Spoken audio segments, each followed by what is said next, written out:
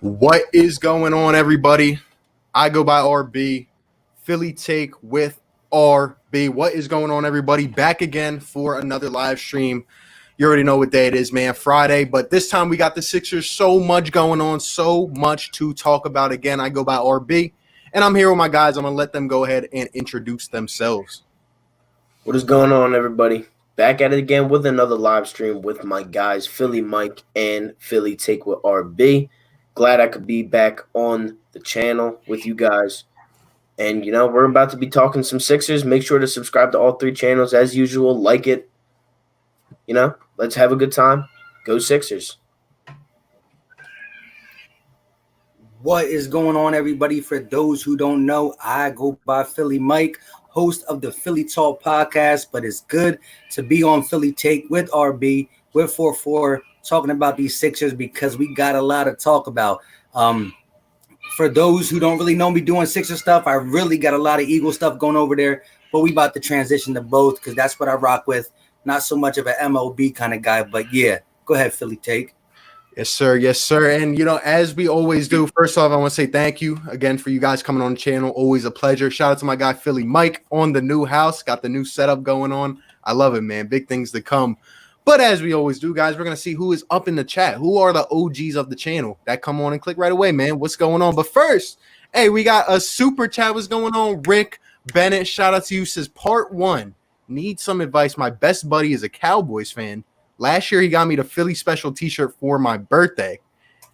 And I appreciate the super chat, man. Rick Bennett, another super chat says, part 2, do I need to buy him merch related to the Dallas team for his birthday? I need a RB. Yes, sir. Hold up. First off, let's play the air horn, man. You already know what we do. Hold up. He's like, hold up. Yes, sir. Appreciate you in the super chat, my guy, Rick Bennett. You already know it means a lot, man. Now, to your question, do you need to buy him merch? Or are we talking about serious merchandise here? Are we talking about a serious Dallas Cowboys shirt or more of a jokester shirt? Because I would kind of troll him if it was me. But that's just me. What do you guys think? Should he get him a Cowboy shirt?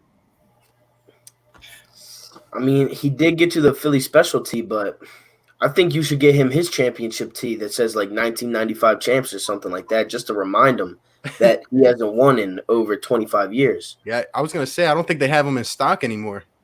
Probably not. That exactly where I was going with it.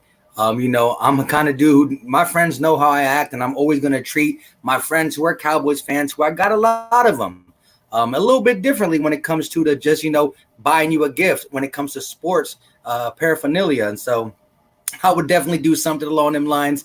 Give them something that's Cowboys, but a quick slight to let them know that I love you, my guy, but we still the NFC East champs. Yep.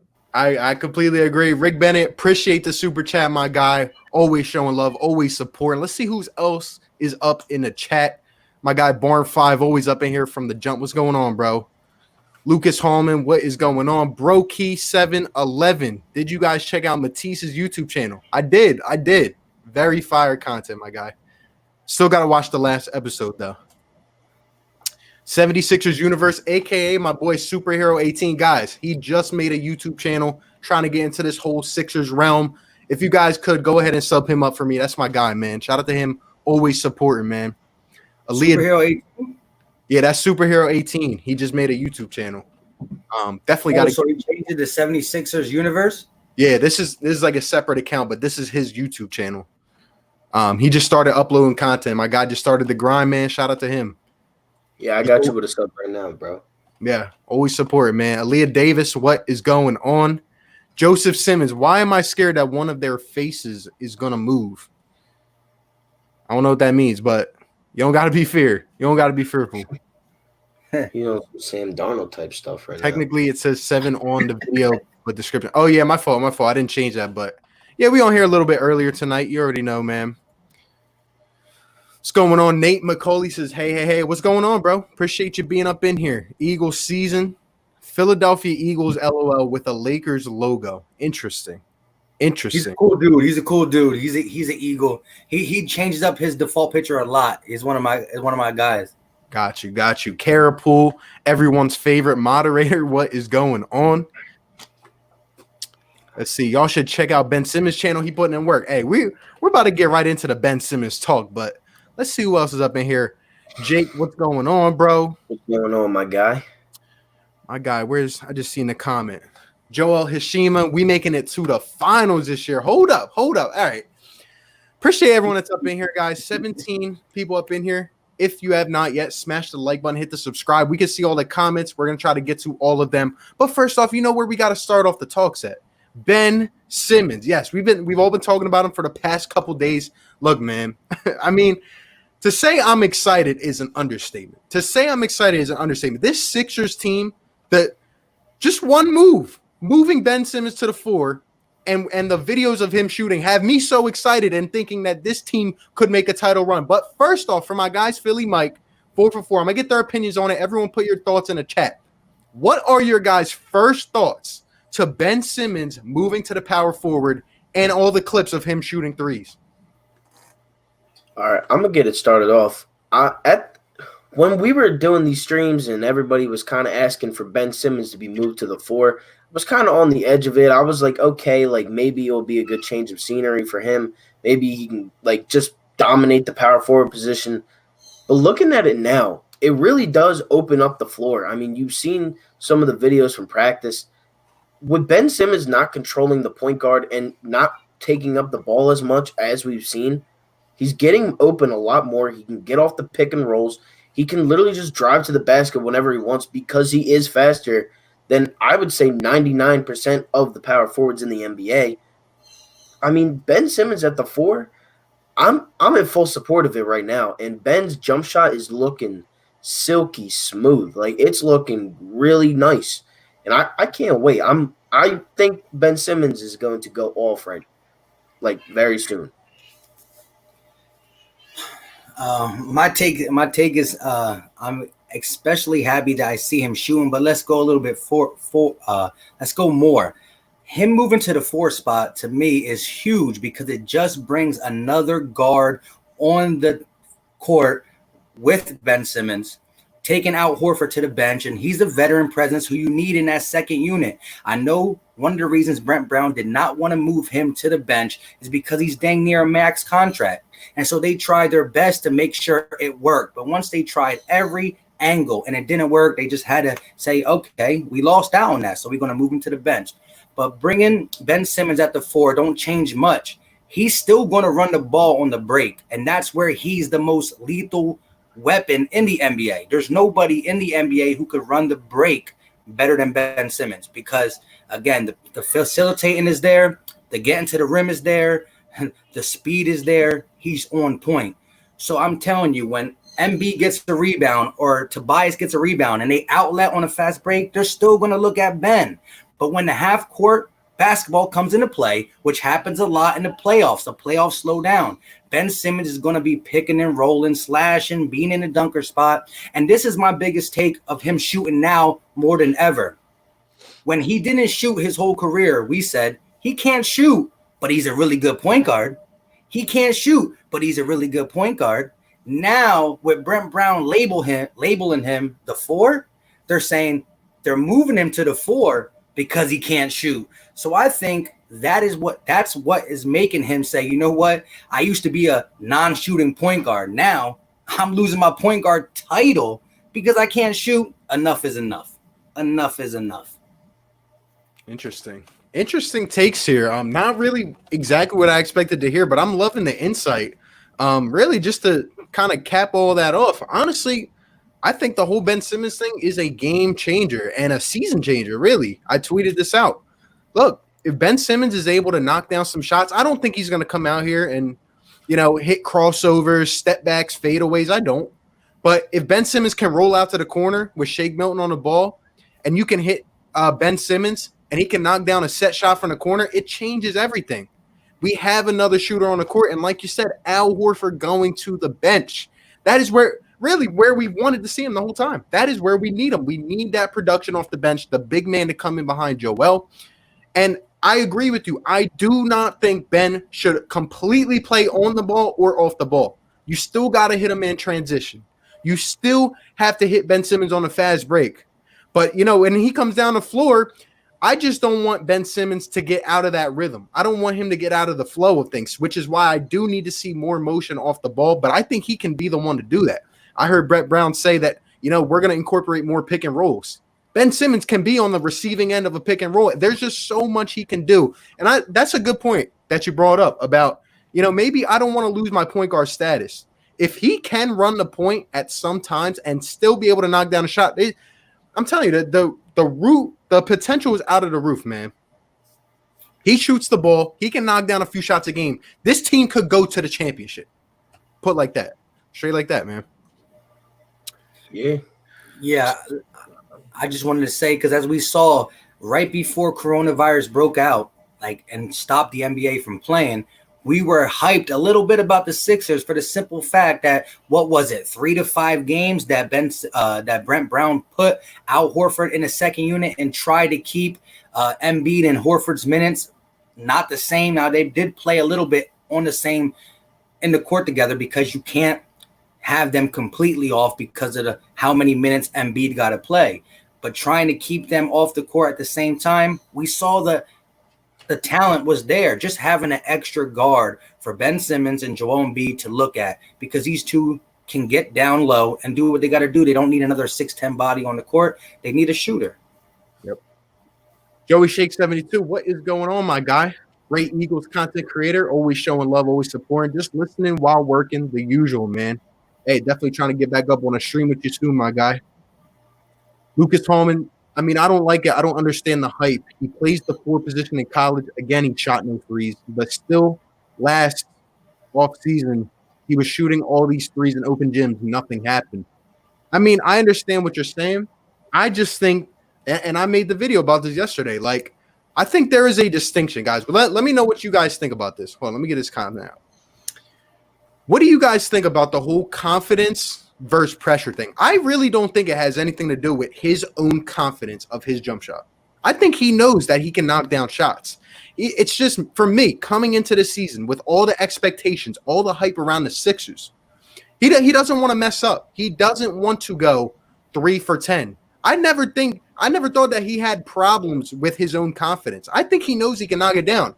To me, to get unconfident with your jump shot, you got to go 0 for 8. You got to go 1 for 10 consistently. You know what I mean? You have to miss shots. When he shot it in the game, he doesn't miss. He doesn't miss. So I really think it's just more pressure on the outside factors. But now in Orlando, there's really not that much pressure. Sure, we're contending for a championship, but it's a much different situation. We're playing teams that aren't even loaded at this point. Now he's off the ball some of the time. Why not? Just go ahead out and shoot. Yeah. Like you said, I think Ben Simmons personally is a perfectionist. I think he wants to be the perfect build, the perfect player. He has it all. He has very good handles. He's a great defender. Ben Simmons, to me, might be the most important piece of the puzzle for the Sixers, just because he can do everything well except shoot the basketball. Now, I do think with no fans in the stands, I think this is personally going to help Ben Simmons. As crazy as that sounds, because we all know how the Sixers have really, struggled away from home, but you got to look at it this way. There's nobody going to be laughing at him, booing at him, going, oh my God, what was that shot? If it hits the backboard or something. It's just him in an empty gym. That's basically what you got to look at it as. It's him in an empty gym. That means a little bit more than the offseason. And not a little bit more, a lot of it more, because we're going into the playoffs. We're fighting for a championship. Ben Simmons, to me, is going to actually get his stuff together this time around. I think he's actually really going to shoot the basketball. Here's my take on the whole confidence thing. This is a guy who's been playing basketball his whole life. He had highs and lows, but someone like that who reached the NBA and who's that gifted, don't have too many lows. Listen, he does all his shooting in an empty gym. In practice, in an empty gym, he hears the ball bouncing a lot louder. He hears the squeaking of his shoes. I don't know what it is, but in an empty gym, he'll let it loose. Well, guess what? You're going to have an empty gym with an opposing team in front of you. So that's one thing I think is interesting. The other thing I think is interesting that I want to go back since Ben Simmons has been drafted. Since he's been drafted, he's had shooters around him. He had the Reddicks, he had the Sarics, he had the Bellinellis. He had these guys on his team. Then he had the Butlers. He had these guys who can shoot and score. But now one of our biggest offseason moves was another big man. So Ben Simmons can play like a big man. Embiid can play like a big man, and you get your supposed to be third or fourth option, another big man. So that's why I believe he shot his first couple threes this season, because he felt like, wow, now the shooters are gone. I feel more responsibility. But he always thought that, you know what, throughout these 50 games, we're just going to start gemming. You know, we'll get some shooting from Tobias or Jay Rich or maybe even Al Horford can not pick and pop, but step out and pop. But he's realizing it's not working. And that's why they have such a bad road record and just a not so good record in general. So I think he's really coming out. It's now or never, no fans. And I didn't shoot my whole career because I was an all-star player without shooting. Now my team fully needs shooting. Al Horford went to the bench because I can't shoot. So Al Horford lost his job because I can't shoot. So now I'm going to play the 4. I'm still going to distribute the ball, but play the 4. We bring another guard in. I'm going to pull up. That's my whole thing. Yeah, 76ers universe. Ben's a more dangerous guy in transition, if that was even possible, by getting ahead of steam. Yeah, I completely agree. Kind of to your point, I do agree. Like, Ben has had to take on more responsibility. And maybe that is why he stepped up now and is shooting the ball. I just look at his jump shot, the form. I think it's improved even more. And it just looks like he's willing to shoot without hesitation. I know it's practice and everything, but it just looks smooth. Now, if you move Ben Simmons to the 4, and you keep him there for a majority of the time, I don't really see how he can play without shooting, honestly. I think he's going to at least need to have a corner 3 or something like that for the Sixers to keep up. You know what I mean? That's just my opinion on it. I think everything is coming together right. I think he needs to shoot the ball. I do. Yeah. I mean, here's one thing that I actually kind of noticed about his shooting videos that, you know, you usually don't see from a guy like Ben Simmons. He's shooting at the top of the key instead of on the corners. And like, he's shooting at the top of the key. I haven't seen that yet. Ben Simmons usually is a corner guy. He just kind of chills out in the corner. But now, in transition, you know, Shake Milton passed him back the ball at the top of the key. He's just letting it fly, and he swishes it. That's what I kind of want to see from Ben Simmons. We've seen it enough from Joel Embiid where if he's trailing the play, they flip it back to him. You set a screen, he can move back outside the three-point line, he'll pop a shot.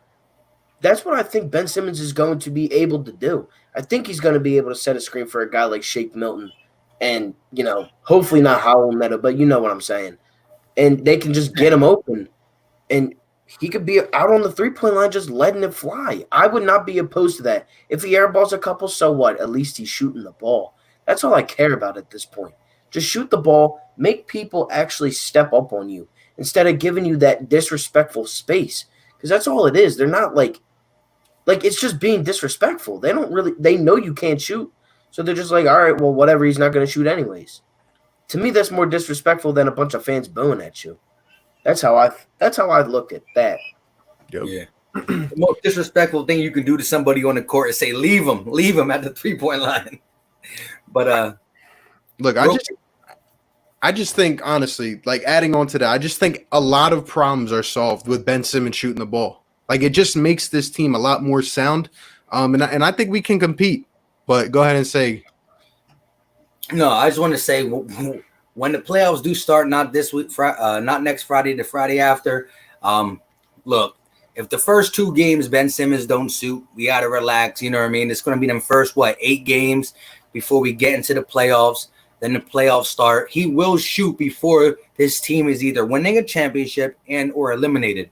But again, just him moving to the 4, instead of having 3 big men on the court, you get 2 big men on the court. So you get 3 shooters, whether it be Tobias, Richardson, and Shake. Well, that's probably who's going to be in the starting lineup.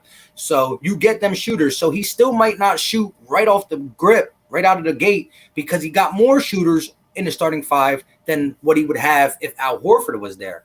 But just the speed that Ben Simmons, with the speed and strength he possesses, is a mismatch. You get a big power forward, he's too fast. You get a smaller guy who can keep up with his speed, he's too little. So putting him at the 4, who he can play against these big men when it comes to defending, and who better to have behind you if you do get beat by a big man than Joel Embiid, you know what I mean? So just the dynamic that is going to be on the court with Ben Simmons at the 4 and 3 shooters around 2 guys who can get busy down low is going to change the game right there. That's why we saw us play a lot better with Al Horford coming off the bench, but then the season got delayed. Yep. I think there's also going to be a lot more spacing on this team as well. With Ben Simmons not necessarily at the top of the key, holding the ball, guys building that wall down low. I think like I said, just him being able to play the 4 and shoot the ball opens up a lot for this team. Patrick Barrowman, I'm a Lakers fan. What's going on, bro? Sixers Universe, I saw that vid yesterday. Completely agree. It was a pressure situation. I agree, man. And I just think you got to get it out of him. And this is the perfect opportunity. This is a perfect opportunity to capitalize. And I know he's been working hard. I know he has. Tristan Tillman, sorry I'm late here. What did I miss? What's going on, Tristan? We're just talking some Ben Simmons to start it off. The big topic. Murph DeKenzo, subscribe to all these gentlemen, some of the best in Philly sports YouTube content. Appreciate you, Murph. Means a lot, my guy. We're out here grinding, and if you guys love the Sixers, I'm telling you, I don't know exactly what these two have planned, but I know I'll be here after every single game reporting on action. You guys already know how it goes, man. We're trying to take over this Sixers industry right here. Yeah, I'm gonna be covering all 3 sports. So I don't know what. Yeah, I don't know what these two are covering, but I got Sixers, Phillies, and Flyers on my channel. I know these two definitely got the Sixers covered, but. Hey, man, it's going to be crazy. Barn 5, Ben's a great all-around player who's an all-star without a jump shot. With a jump shot, he's an MVP player. I think he's a top 5 player with a jump shot, and it'll only get better. He's about to turn 24 years old. The guy's about to turn 24 years old, and it's just crazy what this team can be. Like, I try not to look into the past, but I think about last year. What if Ben Simmons had shot here and there? I mean, it could be a complete different story. But, hey, man, with Ben Simmons shooting, here's my next question. Say Ben Simmons comes out. He's at least shooting the ball, maybe knocking down some shots. He's playing off the 4 for a good amount of time. Shake Milton is, efficiently running the point. Where do you guys think this team can end up this year if everything is clicking? I mean, realistically, I had this team going to the Eastern Conference Finals in the beginning of the year without a Ben Simmons jump shot. If you add, I'm not asking Ben Simmons to shoot threes. I'm asking him to fade away. I'm asking him to just be a little bit better for mid-range. If he can get a mid-range game, it's going to open up Joel Embiid for a one-on-one every single time. Ben Simmons has enough IQ to look at the open man, to get the open guy the ball. Joel Embiid is most likely that duo, that front court duo with Ben and Joel. I mean, you don't see defense, you don't see power forwards throwing alley-oops to their centers a lot. I think you're going to see that a lot. I have this team, if everything is clicking like I know it can, I don't see why this team can't make at least the Eastern Conference Finals. But I think this team could definitely win a championship if everything is clicking at the right time. It's going to take a run, but sports are all about hot streaks. You get hot at the right time, you can win. That's true. Momentum is everything in sports.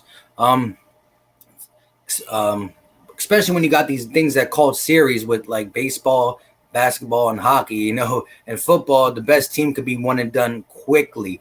But the better team normally prevails in a 7-game series. But this is how I look at the Sixers. The Sixers, when they played home, they played a different type of basketball than when they played on the road. If we get anything like the home Sixers, well, then the rest of the league is in trouble. You also got to take in consideration that one of our biggest problems was, again, the spacing. The paint was clogged. Joel Embiid spoke about Ben Simmons playing the 4, and he knows how great of a passer he is and how he runs a transition, and that will not change. I don't care if he's the center. He's still going to run the ball in transition. Joel Embiid is going to be able to get little dump offs. You give the ball to Ben Simmons slash, and again, you got a 240, 6'10" guy with that speed and that versatile at the rim. You're going to throw your center there. So it's going to be a lot of dump offs for dunks for Embiid and vice versa. Embiid stays getting double teamed when he's in the paint. So instead of kicking it out to the 3-point line, you might have Ben Simmons slashing or Ben Simmons behind him in a dunker spot. So these two together down low. And that's why I'm saying, listen, if he don't come out and shoot, if Ben Simmons comes out game 1 and drops 28 points, but he didn't shoot a 3, but because of the spacing, as RB said, and the fact that he's moving the pick and roll, he still didn't shoot a jump shot, but he dropped 28 the first game, 31 the next game, a 24 piece. So he's averaging around 26 points in the playoffs. We're not going to be that mad that he ain't shoot yet. You know what I mean? Winning will solve all problems. So he will shoot, but I don't think it's going to be first game 5 threes. 3 threes. I think he's going to use it when it's available. He's going to have it in his arsenal. But I just think him playing at the 4 with Embiid, you got a really dominant and you got a quick, shifty guy. It's gonna do work. Yeah, I agree with you. I think that Ben Simmons, like you said, he's not going to pull up and just try to start knocking down threes. But if he's open, I've seen it time and time again. He's open out on the perimeter. They hit him with a chest pass. He's thinking about it, and he passes it up. That cannot happen. If he gets a wide open shot, you got to just put it up. You got to put it up. If somehow he were to come out and not shoot, well, then we have problems because his shot is there. It is ready to go. And if he does, and things are clicking, like 4for4 said, look, this team can be very, very dominant. And I really think we could end up going to the Eastern Conference Finals, maybe even the finals, because look at the matchups, the one-on-ones. This is another reason why I want to play Miami in the first round. I just don't see matchup for matchup. Now you add Shake Milton into the starting lineup. Like, really, who can line up with the Sixers, with Ben Simmons, with Joel Embiid? Shake Milton. We forgot about Tobias Harris. Tobias Harris is still on this team. He's going to be able to create his own shot. And like you said, it's going to look a lot better with Tobias out on one corner and Simmons on the other when Joel is going to work down low. The only thing I'm questionable about at this point, besides that whole thing, is the bench.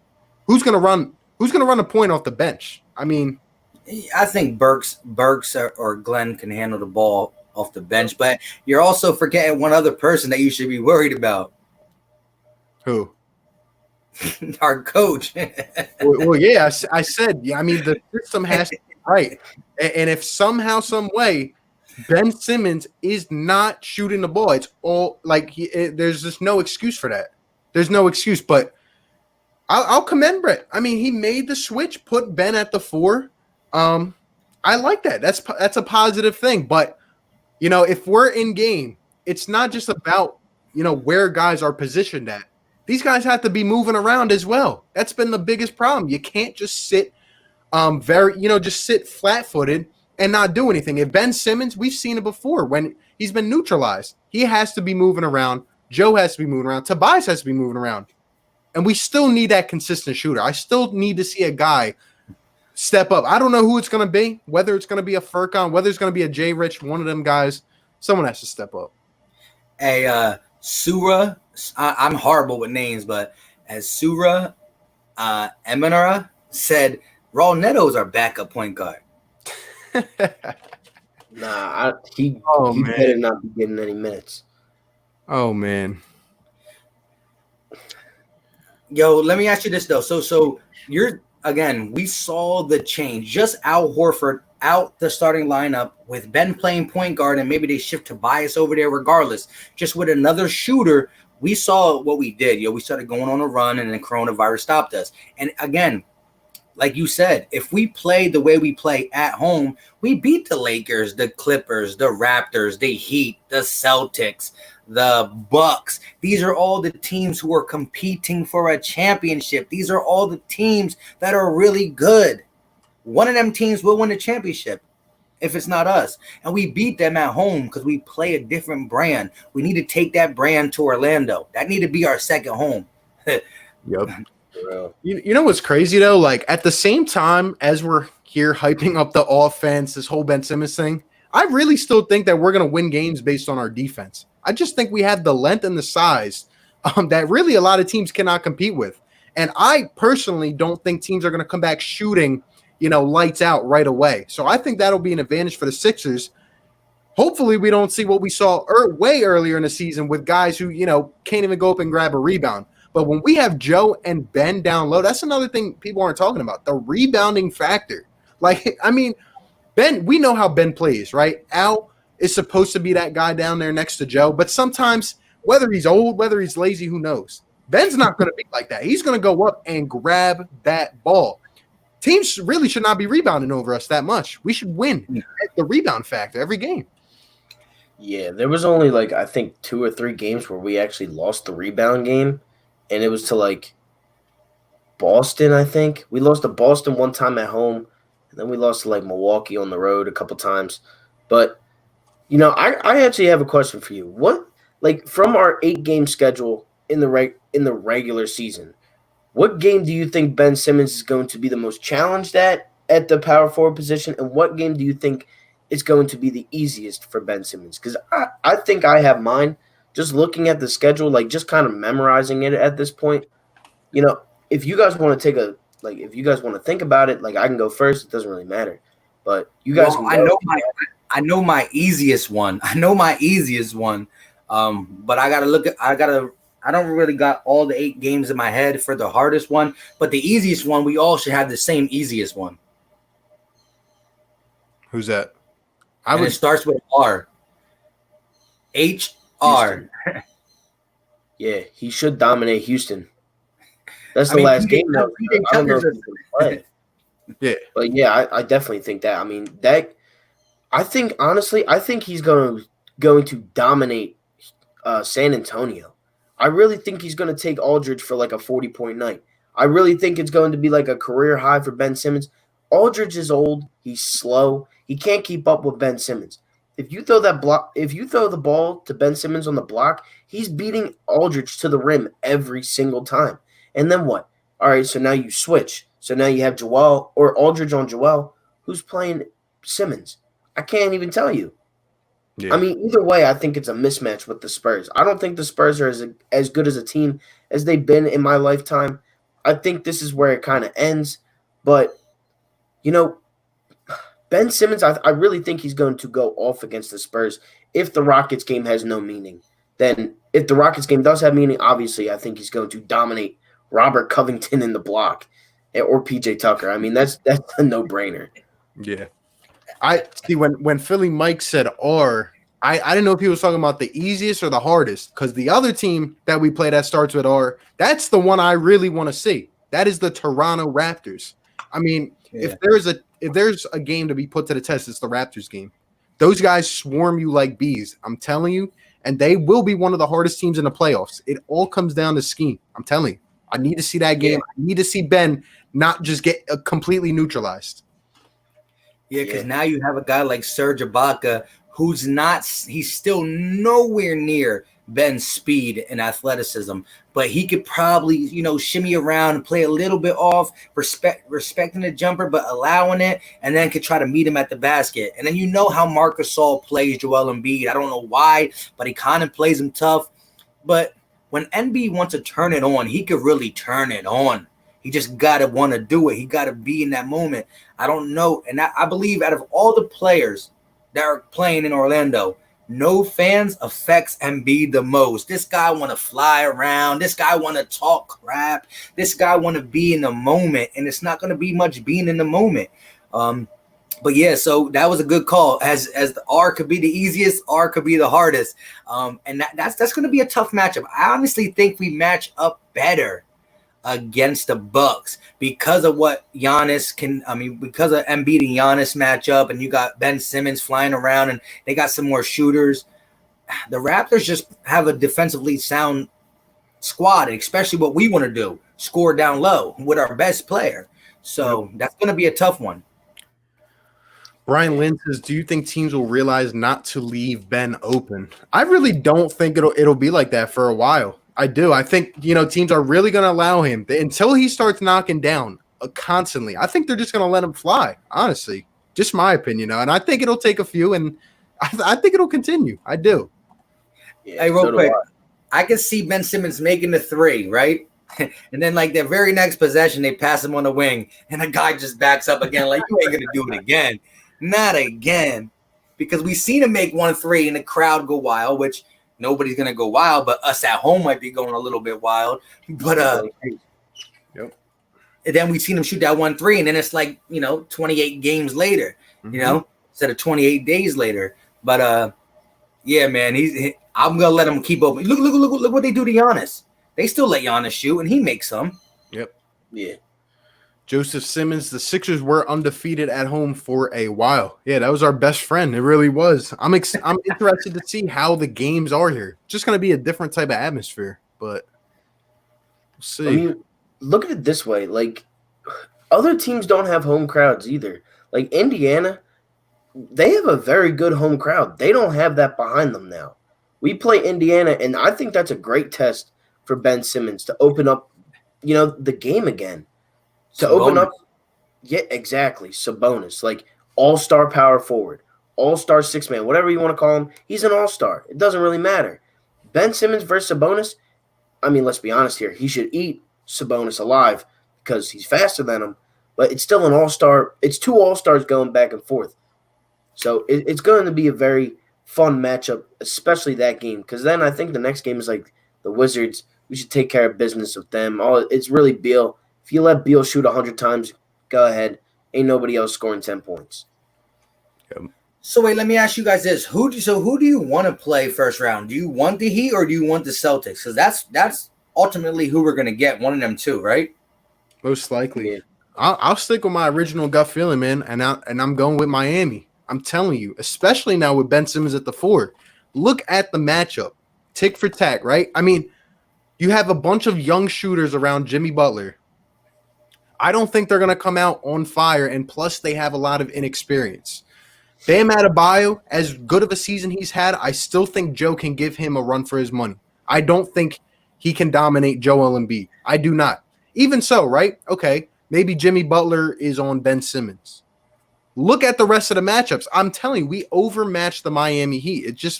I just think we do, and I just think our size and our experience overmatches Miami.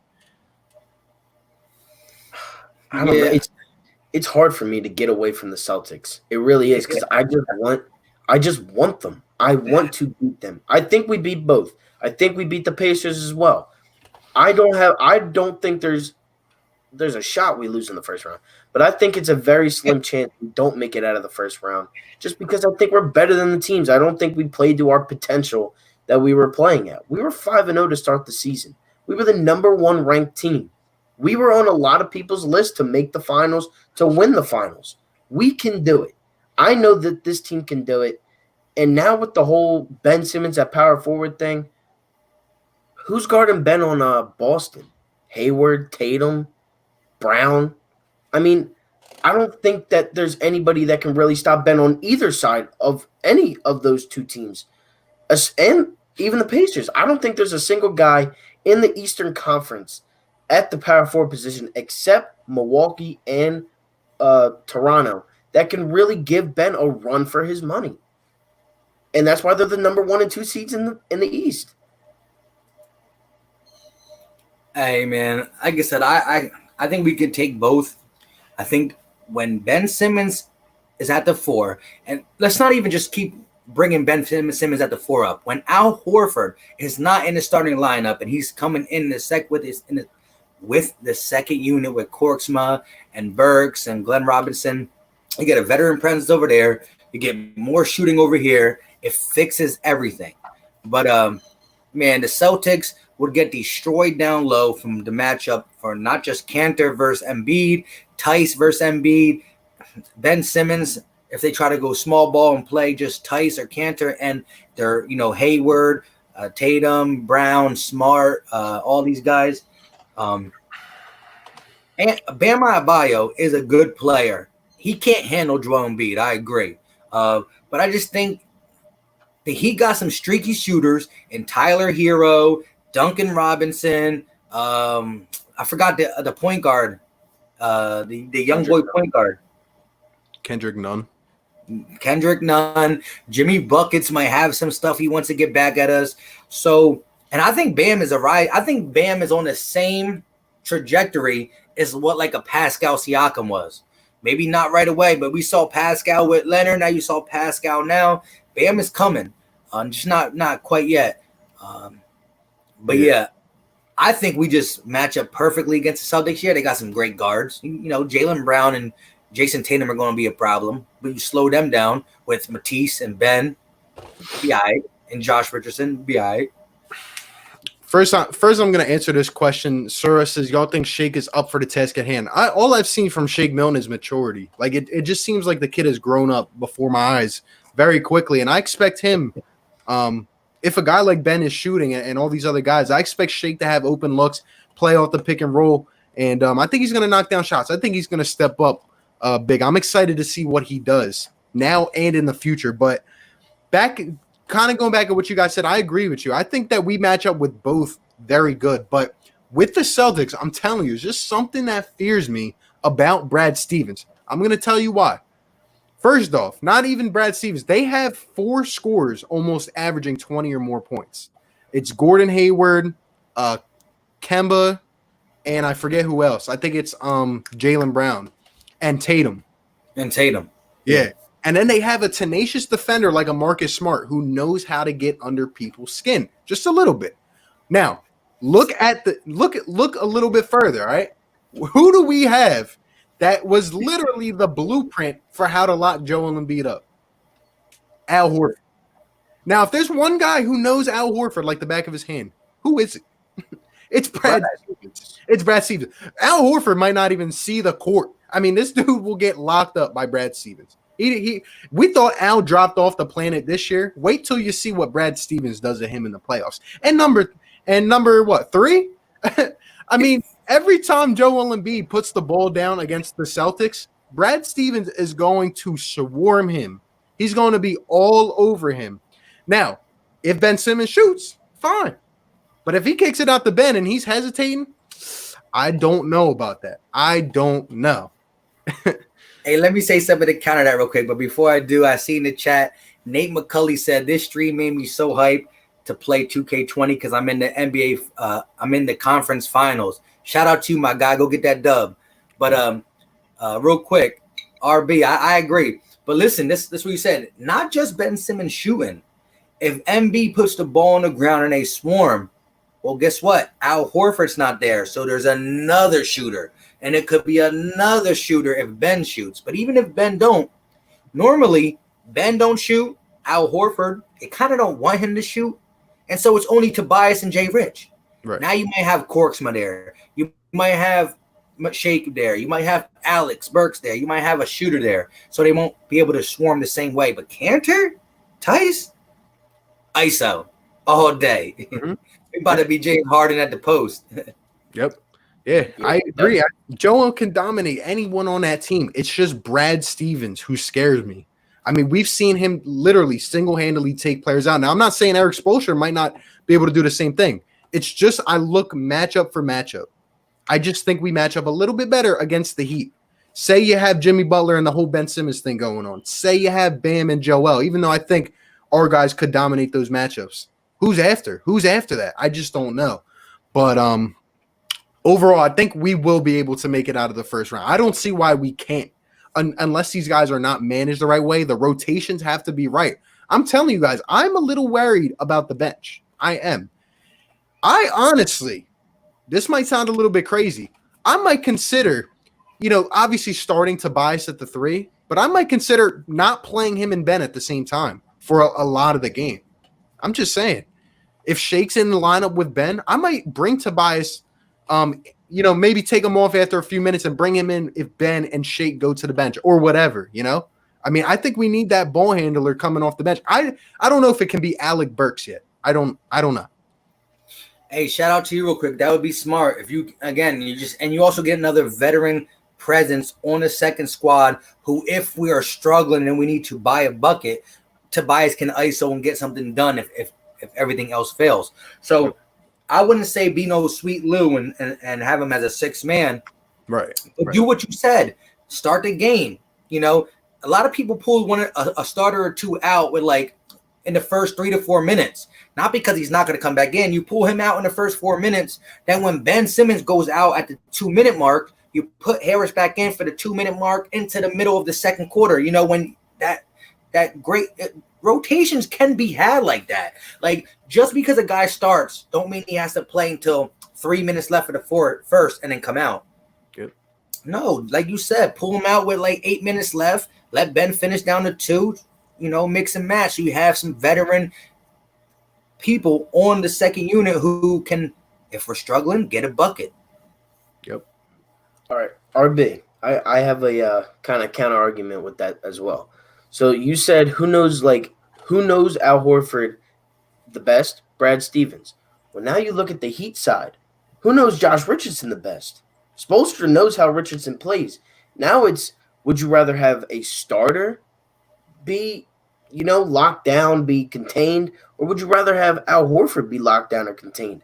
To me personally, I'd rather have Al Horford be locked down and contained, because then you still have Joel Embiid and Ben Simmons taking care of the other spots.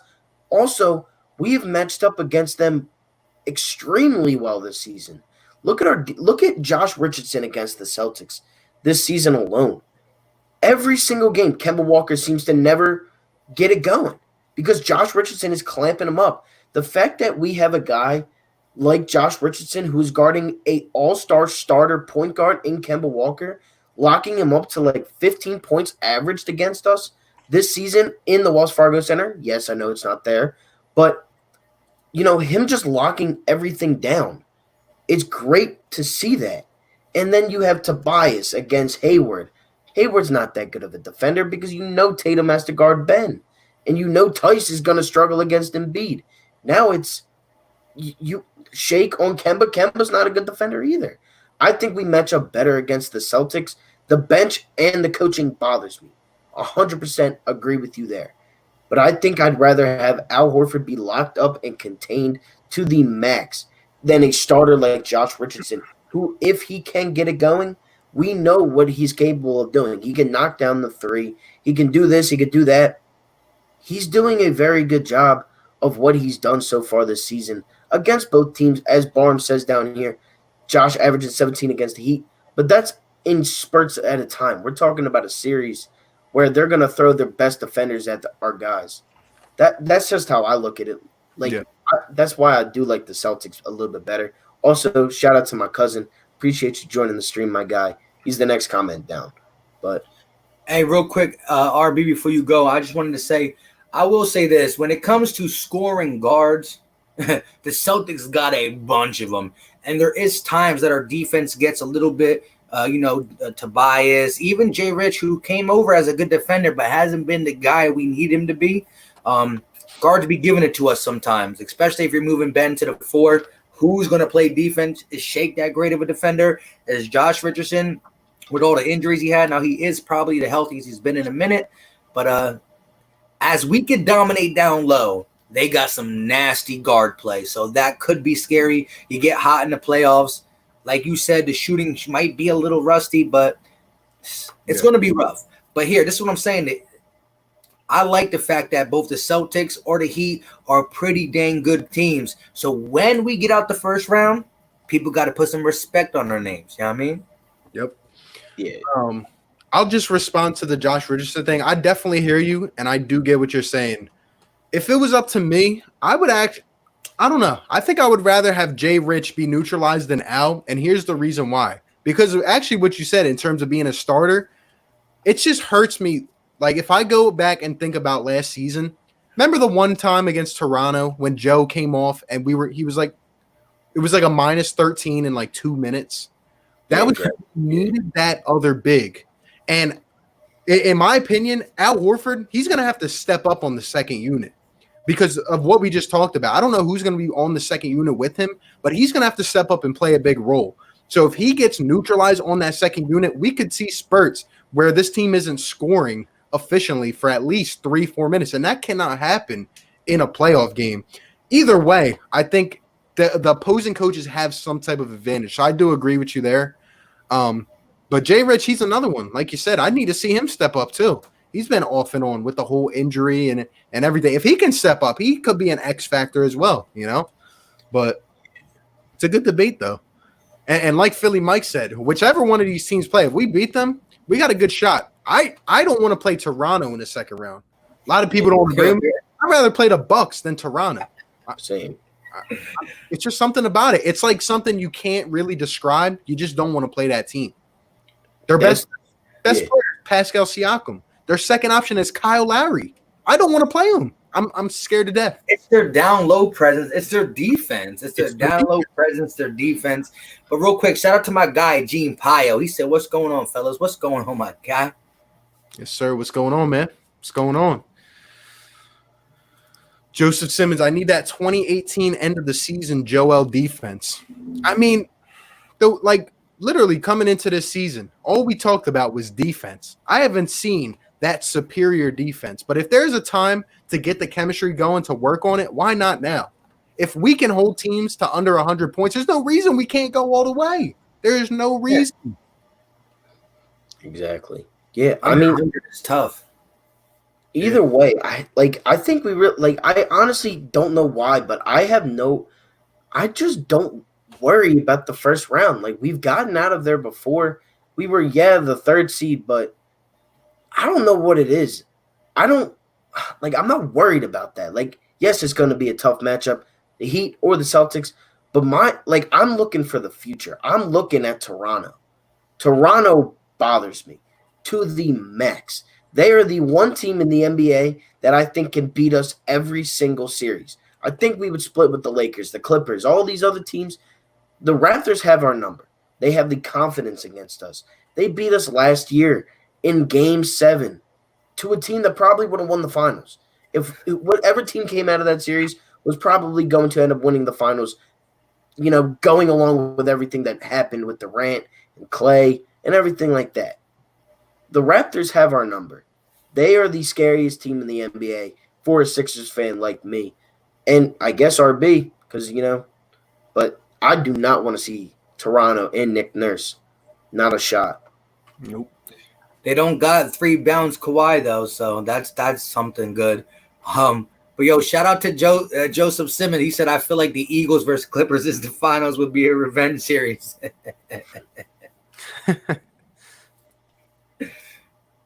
Hey, hold up. I want to get back to this point. Sixers Universe brings up a good point. He says the answer to that question, which is about the second unit and everything, he says benching Josh Richardson for Furkan Korkmaz. What are your guys' thoughts on that? Nah, I don't know if I could do that just because Furkan's defense. Yeah, but it makes sense in the sense that you got one of the best defenders in the game in Ben Simmons, who can move around and play different positions if needed. You bring in some shooting to a dominant big man team, with especially if Ben in the first couple games is at the dunker spot, picking and rolling and scoring his points down low. If Ben is scoring down low, Ben Simmons and Embiid is scoring down low, you get a guy like Furkan who could be open a lot at the top of the key, on the side of the key, side 3-point shot. And then you get Jay Rich, who can control the ball, because as RB said, he wants somebody who can control the ball. Josh Richardson run point for the Sixers a couple times.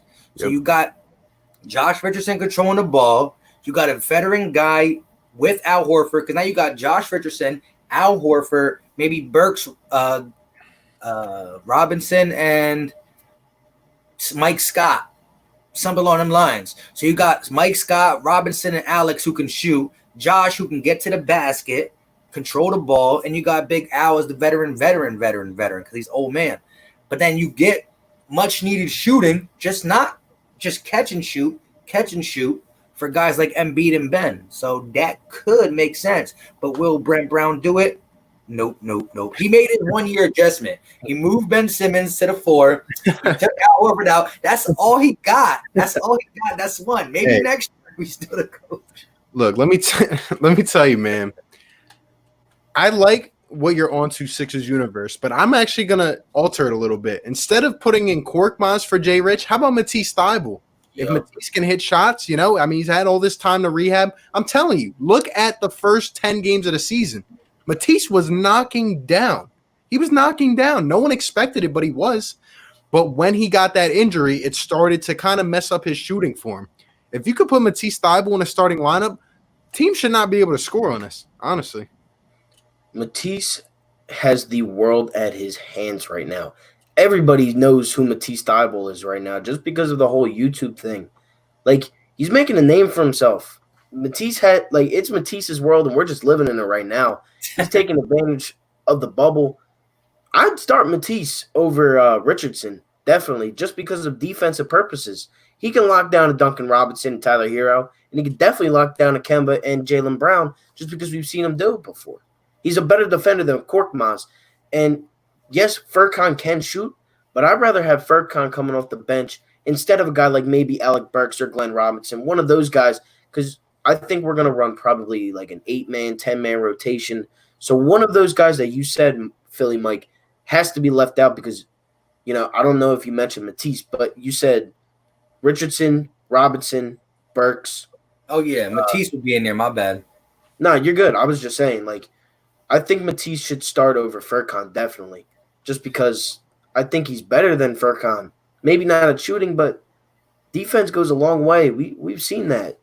LeBron's block on Iguodala won them the championship. Yeah, Kyrie had to knock down the shot, but LeBron doesn't get back on defense. They probably lose that game. I hear you. Hey, real quick, I agree. G. Martin said, imagine Furkan, Korkmaz, and Jaylen Brown or Tatum. That would be horrible. So if Matisse Thybulle can get back to what he did, like RB said in the beginning of the season, when he was, that catch and shoot was on point, because at one time that catch and shoot was on point. So if he can get back to that, you really would love a guy like that. Especially, okay, here's the thing. If we play the Heat like RB wants, well, Korkmaz shooting will come in handy with these dominant big men. If we play the Celtics, well, then we need that perimeter defense by Matisse. Simple and plain. Hey, speaking of defense, what would you guys think about a potential Sixers zone defense? Ever thought about that? I think it would work out pretty good, in my opinion. I mean, just throwing a thought out there. Not saying it's going to happen or anything. Think about it, though. You run a 2-3 or a 3-2? 2-3. So you have Tease and Ben at the top. Tease and Shake at the top. I would have Ben, Joe, and Tobias down low. Who's rebounding over those three? Yeah, but you got to think the way a team's passing the a zone should not work against an NBA defense offense. It shouldn't, because again, you're vulnerable to the 3-point. You're really vulnerable because you can rotate. Again, you got Ben, you got Embiid who can't camp in the lane. You got to keep moving. You got your two wings down low and Tobias and Simmons who go out and cover that corner three, and you got Shake and Matisse who got to run back and forth. First of all, I think that's more of a tiring defense if you're going to keep passing around. And again, NBA shooters only need but a half a second to get a shot off. So if we're going against a good 3-point shooting team, we'll get cooked. That was partly why they used zone. Nobody came and played zone right from the first play of the game, because there have been times where the Sixers got hot from 3-point line, right? We've had games where we shot 46% from 3, 43% from 3, but we also had games where we shoot that 23%, 27%. So by halftime, if the Sixers are struggling, guess what? The guys like Miami, Boston, Toronto, they come out and say, well, they're struggling from 3. Let's hit them with a zone. Stop Embiid. But if we're not struggling from 3, ain't nobody playing a 2-3 zone on us.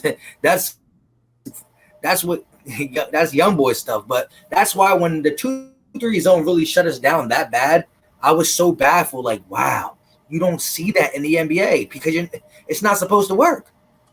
Yep. Yeah. Just throwing an idea out there. Sixers universe. You guys good? Yeah. Mm-hmm. You're lagging a little bit. Who's lagging, me?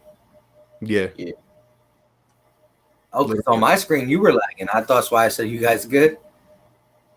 I can hear 4 for 4 clear. Yeah, I can hear. I can hear you. You're clear? Like kind of frozen.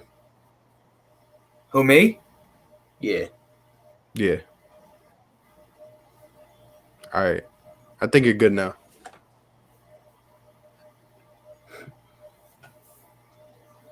All right. But anyway, Sixers Universe says if we knew Embiid healthy would play 35 to 38 minutes a game, why pay $27 million for a 15 to 18 minute per game player? I completely agree.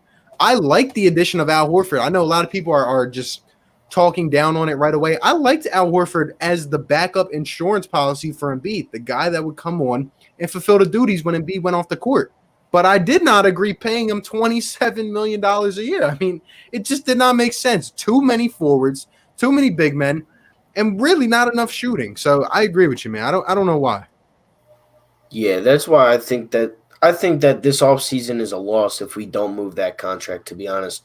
Even if we win, I'd still move the contract just to get younger and get better shooting, honestly. Because how much of an impact is Al Horford really going to be?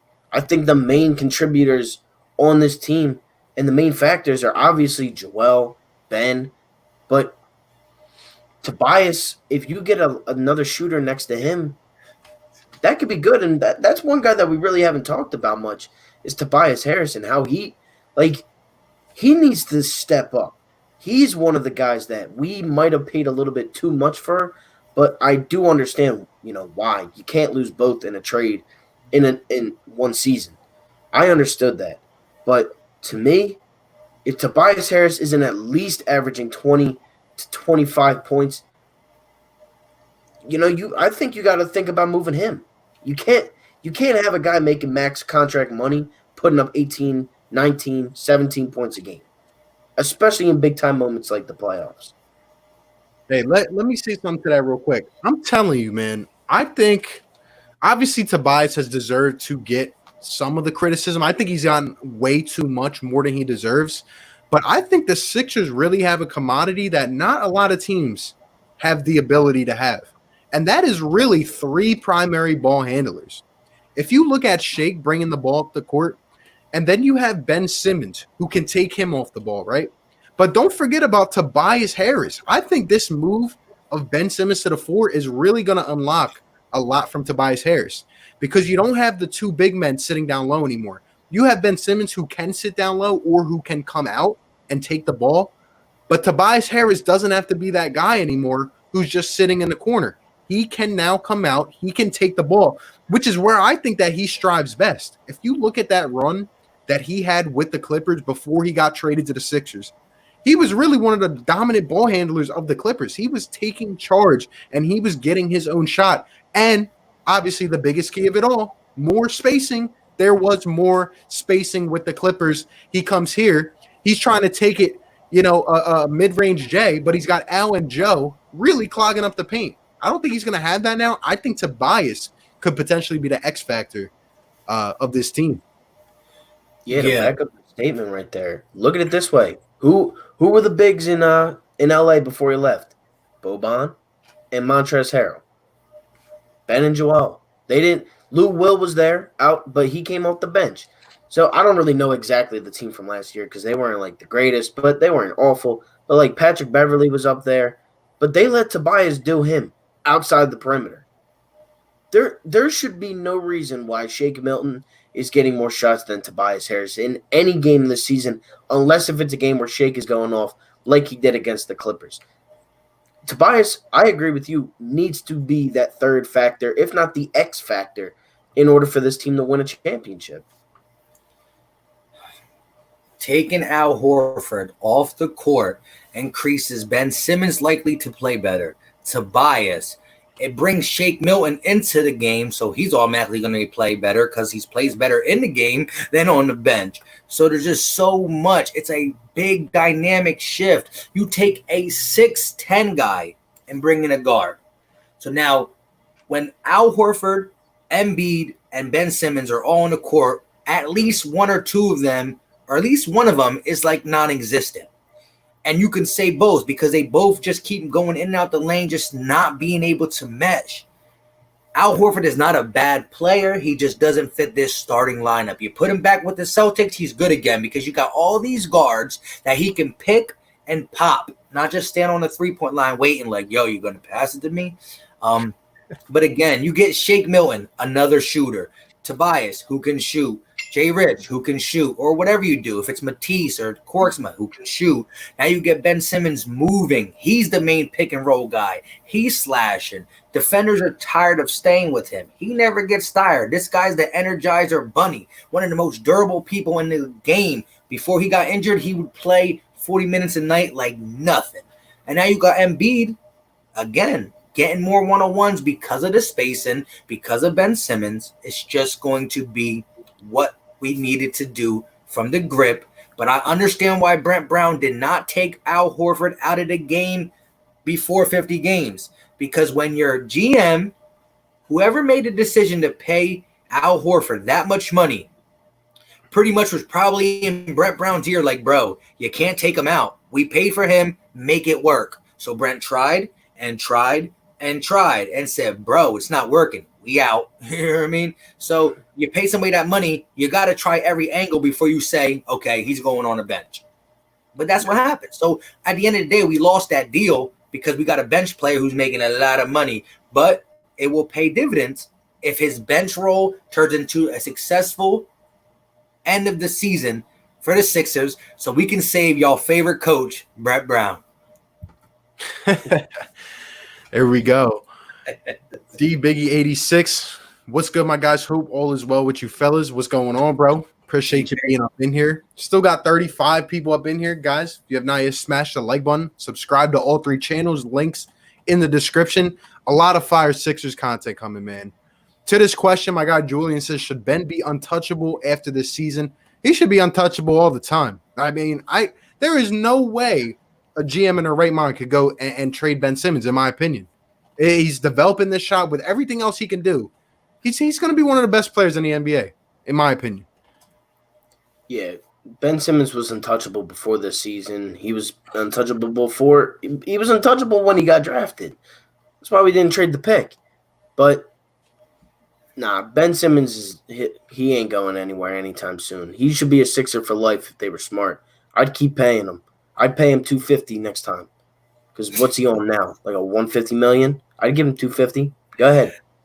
Hey, Ben Simmons not going nowhere. Thibault was a really good shooter earlier in the year too. Yeah, I mean he was knocking down. He was a very big surprise. He had us saying he was the steal of the draft, just because of how he was playing and his defense. I mean, we don't even have to say anything about it. He's light years ahead of the competition. Yeah, I mean he came in as an older rookie. He's 23, 22 years old. He's basically the same age as Ben Simmons.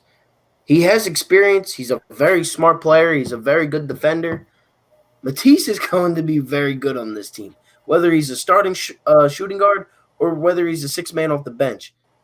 Matisse Thybulle, you don't get compared to Kawhi Leonard defensively for being a scrub. Let me put that out there. And guys, remember, Kawhi Leonard came out as only a defensive player before he became into this mid-range. Before he became a god, he was the only defender. Whoa. He's not that good. LeBron about to give it to him in the West. You heard it here. I don't know. I'll go with that. They got a deep team. But Trez is out. He left. He left the bubble. Oh, they lost then. They definitely lost. He's coming back though, I think. I don't think he's staying out. I don't think he's staying, but he left. I don't think he's playing the first 8. I think he'll be back. That don't matter. I mean, he need to be there for the Lakers. That's going to be a great series. I got my popcorn ready, but I'm about to do a little bit longer. But shout out to RB and 44 Philly Fan. I'm on both their channels for having me on here. Last time we did it, I was on my channel too. Like I said, a lot of people know me more for Eagles content because when the Sixers season started, when basketball season started, because I'm new to this. It's only been a year for Eagles and less than a year for Eagles and Sixers. But I have a night business that I own, and the Sixers game ended, and I was always just hitting the road. So if I put a video out, it would have been at like 1 a.m, and that was crazy. So, but once I started getting into my groove in the Sixers, COVID-19 shut me down. So, I stopped that, and but I'm about to get on my grind. Me and RB did a Sixer stream a long time ago before COVID. When we lost to the Warriors, that's when I was again starting to be in my groove again, doing this stuff. It wasn't even a stream; it was a stream reaction. It was pretty cool. Maybe something like that will happen in the future. But appreciate you guys for having me on. I'm gonna rock out for like 15 more, maybe 20. Good stuff. Hey, man, love having you guys on. This is a great time. 40 people up in here, guys. It's only gonna get better. The content's only gonna get better. I mean, without sports, we already know what the deal is. But coming back, I'm sure you've seen all of our game reactions. Sixers. I mean, it's crazy. We go off. We tell the truth. I'm excited, man. K-Pin says, what's up, guys? Let me just say, I'm pretty sure they were practicing a zone defense for and against the starters this week. I'm telling you, it's not out of the picture. Not out of the picture. No, I think he was saying that they were practicing against a zone defense so they can try to beat it because we've been struggling against zone defenses. Okay. I think I'm not sure. Yeah. He might be talking about either way, if it's one or the other, or if it's both, good. We need to be able to beat it. We suck against the zone. That's good point. Matisse and Shake on the wings with Simmons in the middle up top. Interesting. I mean, there's a lot of looks you can do with this team. There really is. With Ben at the 4. Bashir Randall, what's going on? Says Ben on pick and rolls can be dangerous with a 3-point shot. You got Ben on a pick and roll on either end. You got Joe. You got Shake. I mean, you got Tobias. I mean, look, man. There's just – I feel like we've had the key, but we just haven't unlocked the potential of this team. That's what I've been saying. We've said it all year. The team has talent. We have one of the best in terms of the entire roster. We have one of the most talented rosters. It's just figuring everything out, and that's where it comes down to Brett. If this team comes out wacky, slow, out of proportion, we know who we're looking at. I mean, can't really say it any other way, you know? Yeah. My thing. Go ahead.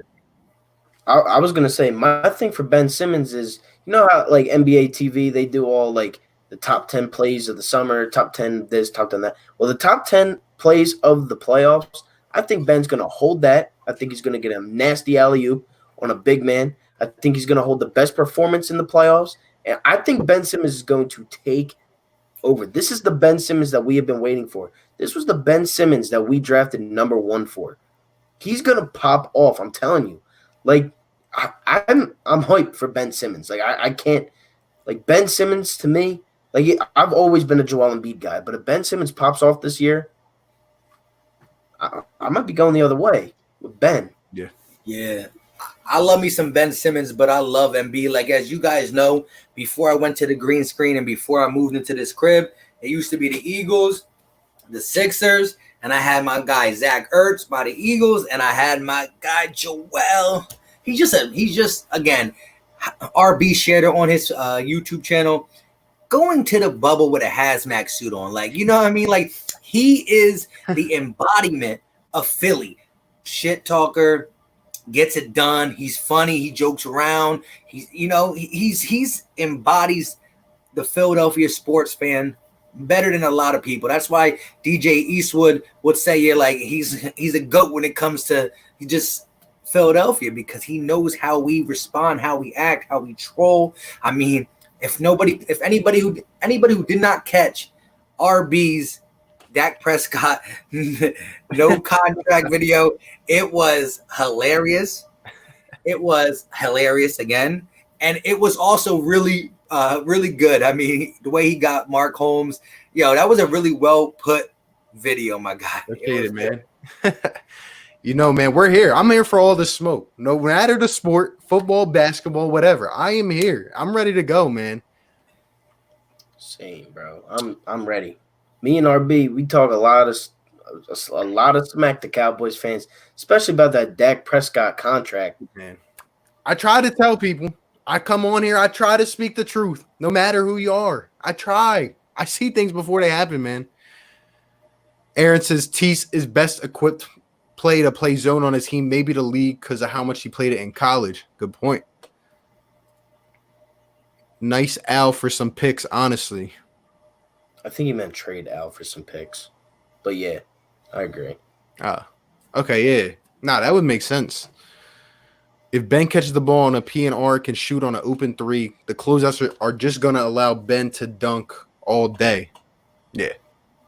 You get multiple facets from each guy. Like I said, we just have not unlocked the potential as a whole. That's facts. We have better perimeter talent than you guys. That's why. Oh, he's coming at someone else. I mean, they just full out wars in these chats, man. It's crazy. Yeah, sometimes it's hard to decipher. If, you know what I mean? We're ruthless. That's what Philly's all about. That's why I love Philadelphia. My guy, J-Rick Reed, what's going on, bro? That's God, guy man. right there too. Cowboys fan, but I appreciate him, man. He's objective. Hey, yo, who's his basketball team? Do you know? Because I never talked to him about that. I don't know, man. I only talked to him about football, but let us know, J-Rick, if you have been here. Sixers Celtics will be a good Eastern Conference Finals. I think the Bucks will flop again. Hey, never know, man. Never know. My guy, Stephen Conrad Jr. What's good, fellas? Tuning in from the Jersey Shore. Kick back, laid out. Hey, man, we were trying to get him up on here. Definitely going to get him up on these streams. You're looking at the group of Sixers content creators right here with the addition of a couple others, Eastwood and Broads. Telling you, man, you guys want some updated Fire Sixers content. You guys know where to come, man. We're going to be covering the whole playoffs. Only thing I'll give you is BB, it took him 5 months to bench Al Horford. Yeah, I still don't agree with that. Hey, your boy Kinpen, or not, what's his name? He responded to that 2-3 zone thing. K-Pen, my bad. Hold up.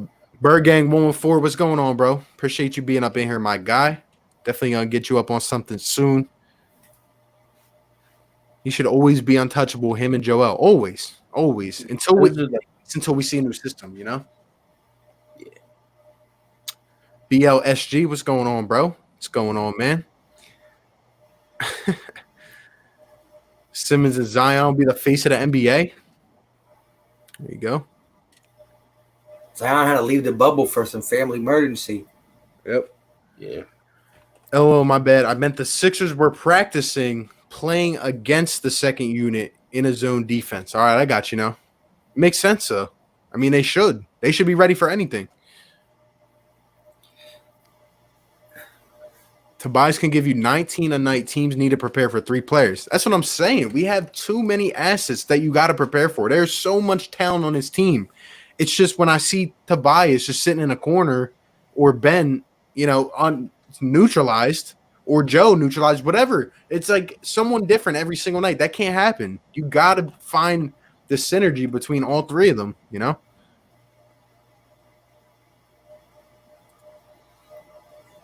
Shout out to my guy Hawk215 up in the chat. What's going on, my guy? That's a different one. Jay Rich, Ben, and Matisse. I mean, my 3 favorite right now are Joel, just because he embodies the city. Like, he is Philadelphia. Same thing with Bryce Harper, Kevin Hayes. Like, that's why I love those guys, because they're us. They're literally us, just making a lot more than us. That's all I can really say. That vid was my favorite. I think he's talking about the Cowboys one. Yes, sir. Man. Try to tell him, man. I just speak the truth. Looking forward to the Sixers off season. So am I, but right now I'm focused on winning a chip, baby. Yep. The Caesars? Scissors? Sixers. I know, I'm just messing with you. Hawk215, there's your boy Dak sucks. Dak Prescott, 2 backups, Andy Dalton and Ben DiNucci is better than him. There we go. Barn 5, I know Philly RB is a Philly guy because he wants all the smoke. I'm ready. Sean McQuestion, is it too early to put money on the Sixers winning the East? Well, that's not – I don't even think that's physically possible. But if you mean like coming out of the East, like if that's what we're talking about, like coming out – yeah. I think I don't know if I would put my money on them just yet. I don't know. Just give them. Good, that's what I'm saying. But look, you want to get a bang for a buck kind of thing. Listen, if you try to bet on them in the Eastern Conference Finals, well, the odds are going to be bad. You pick them right now for a nice $50, it probably turn into like $50. I got to see the odds, but I'm gonna guess $50 would turn into like maybe 600, something around there. We're minus. I think we're plus like 1,000 or something like that to win the final. So if you put 100, you win 1,000. I mean, I'm not gonna do it, but don't get me wrong. That's not a bad bet if you look at it like that. And when the NBA comes back on my channel, I really might throw up some of my betting props because, again, when it comes to even baseball, which I'm not big on talking about baseball, I probably won't do it on my channel, but I make so much money from daily fantasy sports, DraftKings and FanDuel, on baseball, basketball, and football. And I also make it on all these sports books, betting props, over and unders and all that. So I might start throwing out some of my picks. Let y'all throw some $20-$30 on it. It go a long way. $20 get you like $350. There you go. I'm ready. Josue says Ben Simmons or Jason Tatum. You guys can get the first look at that one. All right. I have this conversation every single day because it's all over my feed on Instagram, Twitter, TikTok. It don't matter. It's everywhere. Ben Simmons versus Jason Tatum. Who am I taking? I'm taking Ben Simmons every single day. I don't care that Jason Tatum can score more than Ben Simmons. That's it. That's it. That's all he can do better than Ben Simmons. He can't rebound better than him because he doesn't. Average-wise, he doesn't. Assist, not even close. Steals, nope. Blocks, nope. Shooting percentage, Ben still technically does have that over him. Yes, I know Tatum shoots more threes, but let me be real here. The more complete player right now, who's going to take a team that, look at the Sixers, for example, and look at the Celtics. The Celtics were a playoff team when Jason Tatum was drafted. They had an MVP candidate when he was drafted. 28 points per game, 5'5", Isaiah Thomas. He was an MVP candidate. Then they drafted him. Then he got traded. Kyrie, Gordon Hayward, all that. Ben Simmons, before he came into the league, Sixers didn't make the playoffs since 2012. He has yet to miss the playoffs and yet to have, during a full season, miss a 50 point. He's had 50 wins every single season he's played in the NBA, and he only averages 0.8 less points than Jason Tatum, and he can't even shoot the ball. And he averages more rebounds, steals, all that. Give me Ben Simmons all day, every day. It's not even close to me. Just Ben is better. He's a better defender, and he's better. I love me some Ben Simmons. Don't get me wrong, and I'm a diehard Sixers fan, but just logically, I'm taking Ben Simmons anyways. He could do more. Philly Mike. Repeat what he said. No, I'm just kidding. Yeah, look, listen. Because I'm Philadelphia everything, and I don't really follow the Flyers, and I follow them as much as just I'm Philly everything. But Sixers Eagles my thing. I love Ben Simmons. I'm going to take Ben Simmons over Jason Tatum. But I do say this because I got to watch so many players in the NBA because part of my job, listen, I pay taxes on my winnings because at the end of the year, every year, I make over the money. I gotta pay taxes on my winnings. Let's say that every year. Tatum he got that little baby Mamba in him, but I'm still taking Ben Simmons, overall better player, and there's still more room to grow in Ben's game. Where there's still more room to grow in Tatum's game. It's just being more of a Mamba type player, but Ben Simmons can do a lot of things. And again, 23, they're both real young. They're both going to be talented. Both going to get better. I'm going to rock with Ben Simmons just because I like a guy who can play defense. The NBA is losing defense. Teams are scoring $120 on average. You don't see teams scoring under 100. Defense is still important. I'll take Ben Simmons over Tatum. Yep. I don't have anything else to add. You guys summed it up right then and there. I'm taking Ben Simmons all day, every day. Just wait. Give it a couple years. You're going to see. People will be upset. The people that have the audacity to say the words trade Ben Simmons, they should be exiled. They should be exiled. They really should. I'm telling you, man, we are going to see this jump shot come to fruition. Wait till next season as well. Ben Simmons will have some respect on his name. Auto Sound TV says, I think Joe and Ben are going to dominate the paint. Point forward is the best move for him. Absolutely agree. And that's a good point. I think we need to start labeling Ben Simmons now as a point forward, not a power forward, a point forward. Let him get some of the duties on the ball, like we said, but he's also able to come off the ball. Someone, I forget who was talking to me about this. They said, it's okay. When LeBron was with the Cavaliers, he had Kyrie. He had his wingman, Kyrie. Ben Simmons can be that type of point forward, whether it's a guy like Shake Milton or someone else.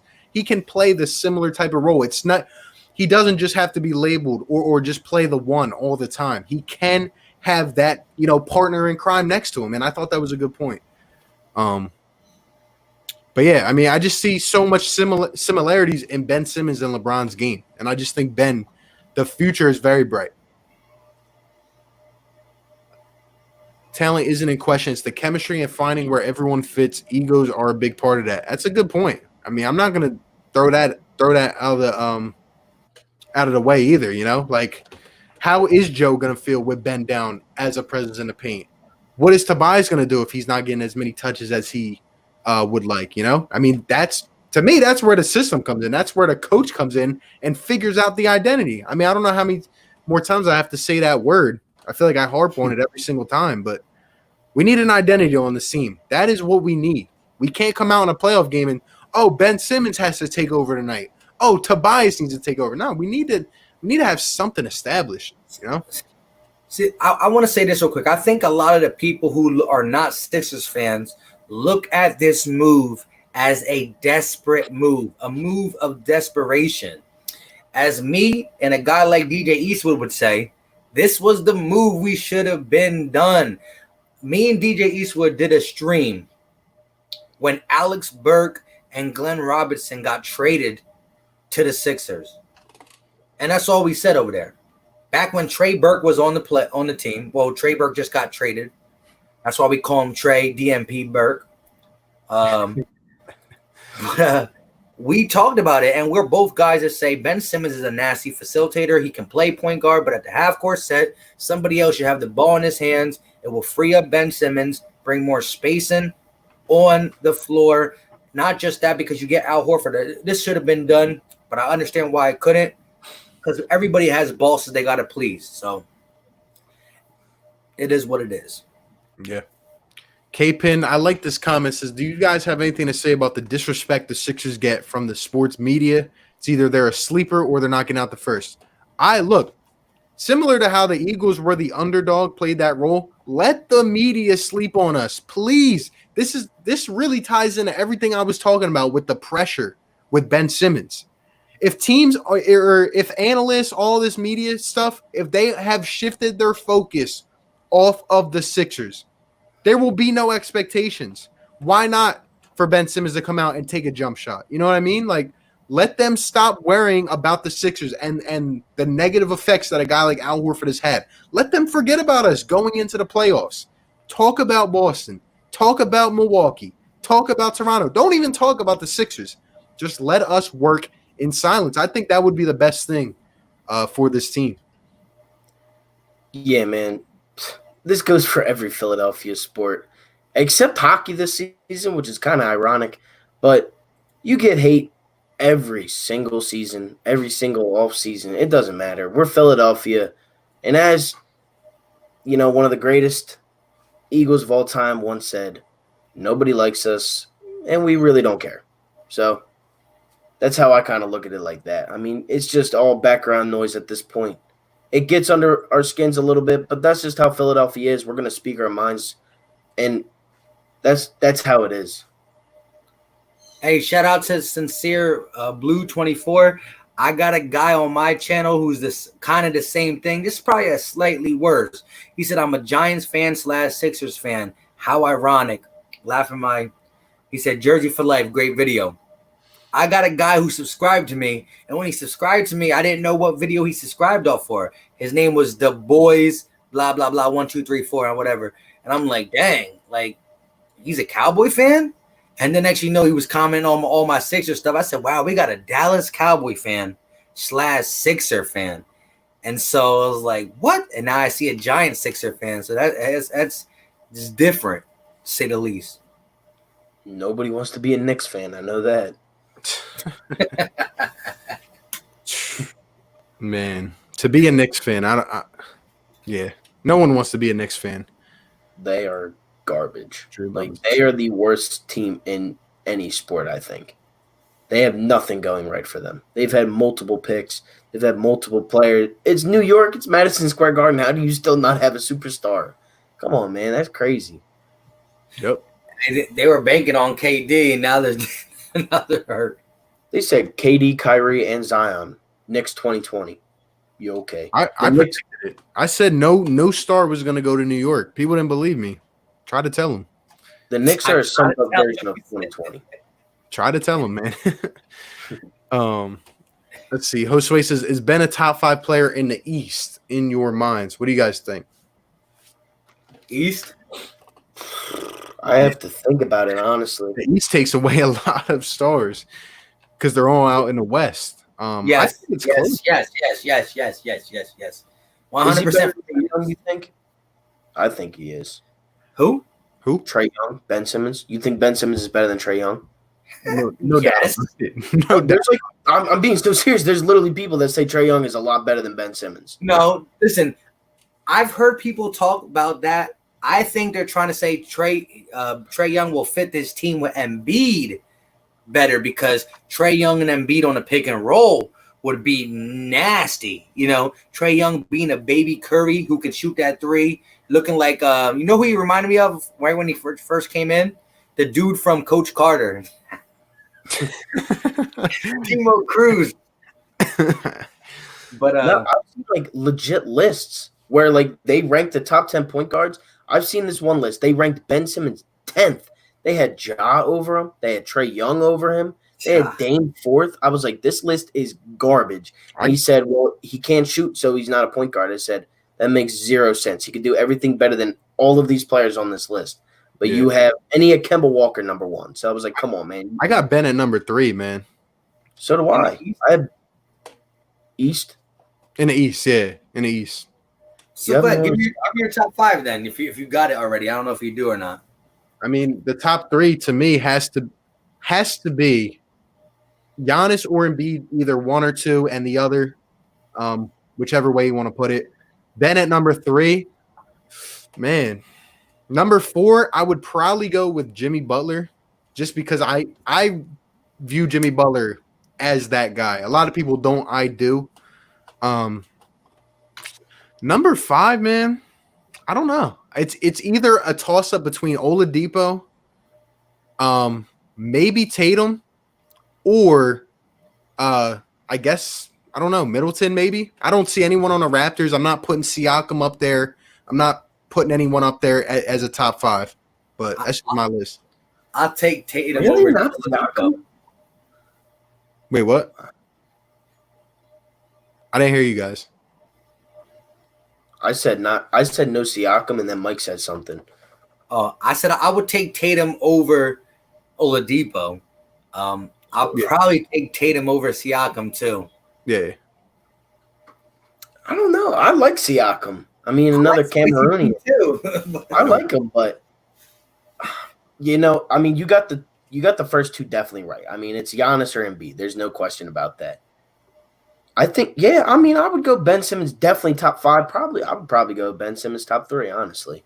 Like, you got a point right there. And Bami, he ain't an MVP yet. He ain't 2 times yet, and he's not a defensive player of the year. You can't pencil this in already. Ben Simmons should have him beat. So who's your guys' top 5 then? I got the same 3, and then 4 and 5. Is Jimmy in your guys' top 5? Yes. It's either 4 or 5, though. Like, there's no he's not better than Ben, I don't think. But actually, I forgot one, and I apologize for this, just because they're so damn irrelevant. But I might put Bradley Beal up in the top 5. That's who the toss-up is. And when healthy, we've seen John Wall be a very good player. But, he might be a little out of his element. But, man, like, I'm trying to think. Like, I'm trying to definitely think of the top teams because Like, is Kyrie top? Well, Hold Durant. up. Yeah. That just hit me right as you were saying that. The Nets just flashed in my head. I'm trying to run names in my head through the East. Oh, We talk about a healthy KD and a healthy Kyrie. yeah. No, I was talking about like right now in time, like without KD would be number one on my list before anyone. Same. Yeah. Well, what was the question actually? The question was just like straight in the East. Is Ben Simmons the top 5 player in the East? Yeah. Did he mean now? I don't know. You're right. Yeah. Would you take Ben over Kyrie? Because I would. Yeah.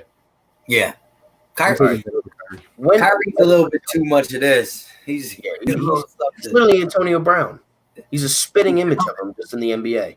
But top 5, like when everybody's healthy, KD, Giannis, Joel, Ben, Jimmy.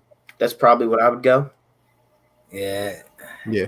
See now, again, KD automatically jumps that list to like, I don't know. You take one. I gotta see KD after the Achilles. Achilles is a very hard injury to come back on.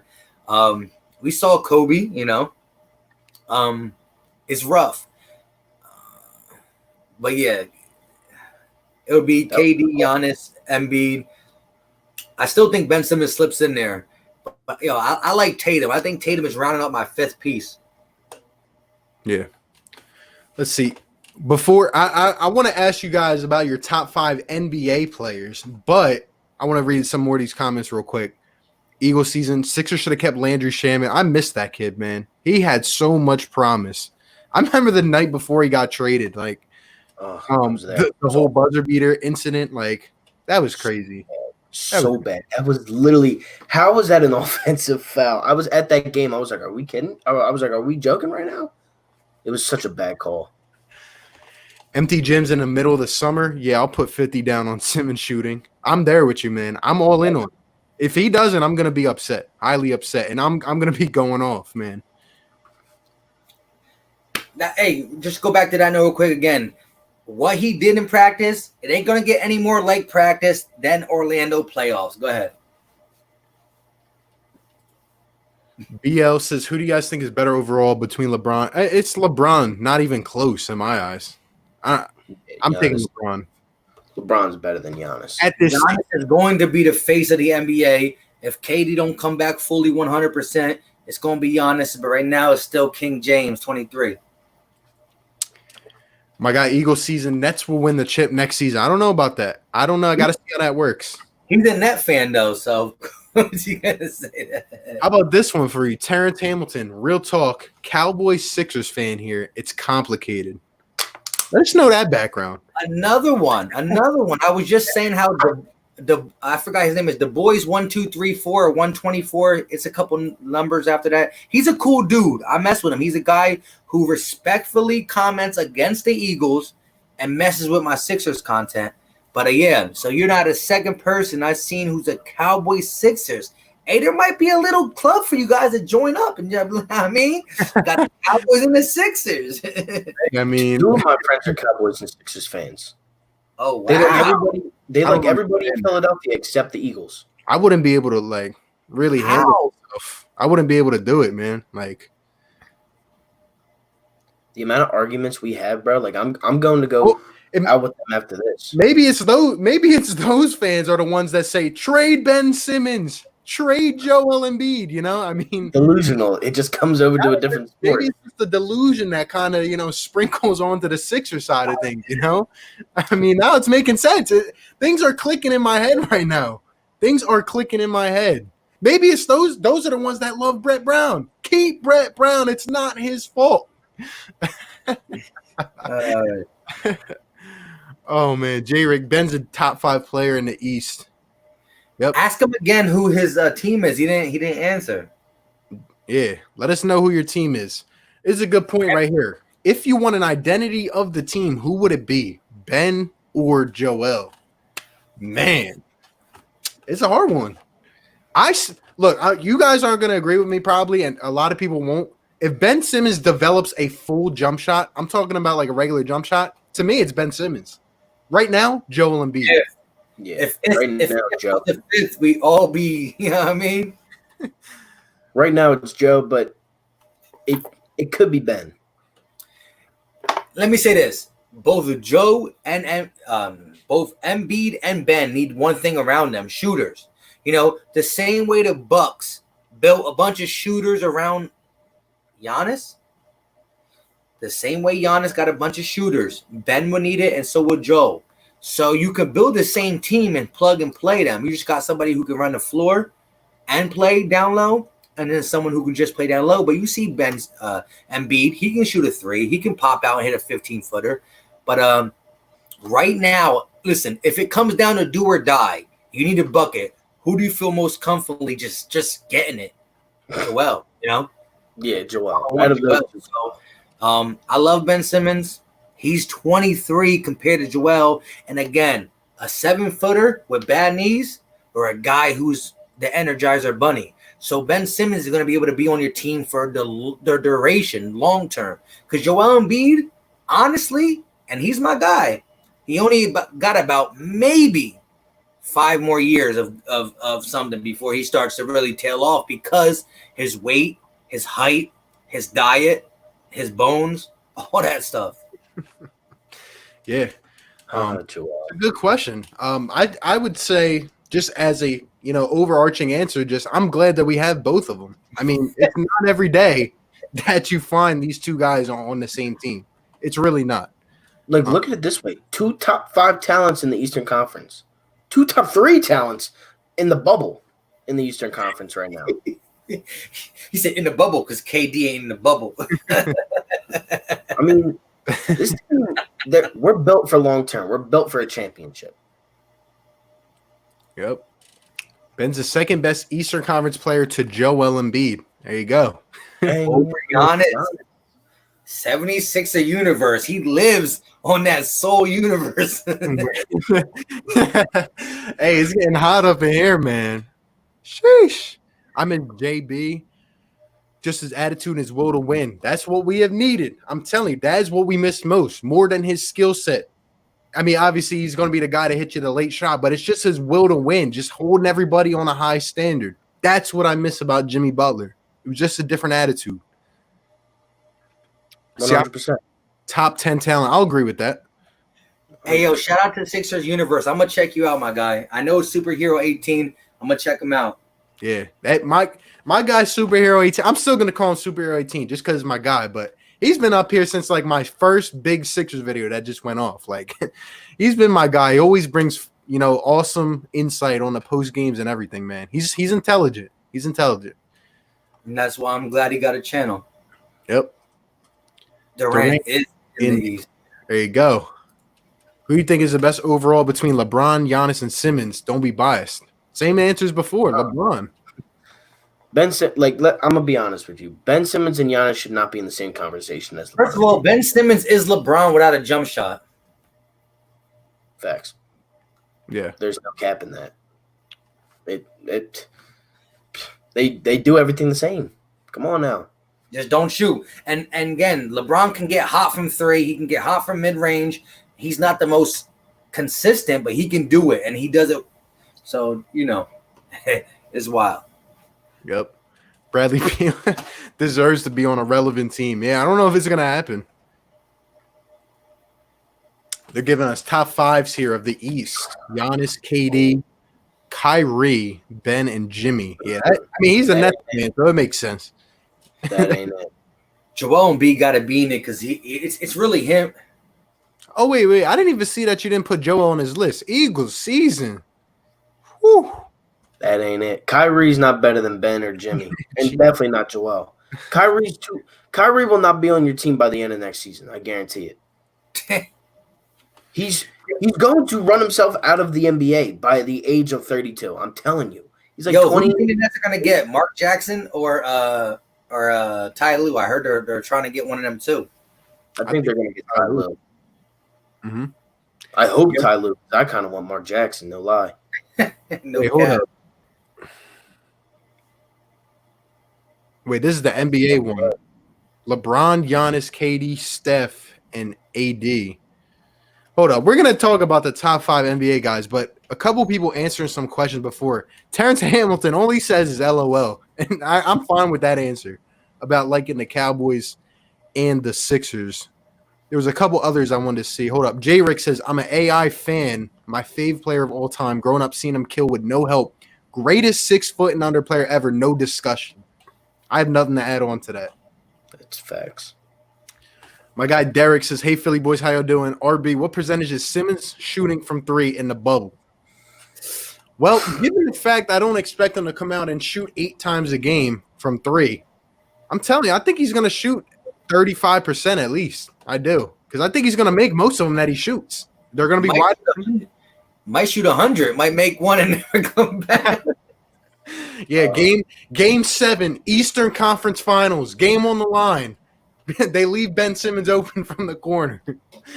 I wrote up like in December. I wrote up this perfect play-by-play scenario in Game 7 of the NBA Finals where Ben Simmons knocks down a game-winning 3. I literally wrote it down, and it's. I'll send it to you guys later. It's like perfectly. It's just crazy. I don't even know why I thought of it. Sixers versus Clippers. Kawhi defending Ben. Ben rolls to the corner, triple bounce. NBA Finals. God, I would lose my mind. Oh my gosh, man. Hey, same pose and everything. Kawhi crying. Nah, he would short circuit. This man got no emotion. He should be like, "Aight." He would short circuit. Paul George would be. He'd be crying though.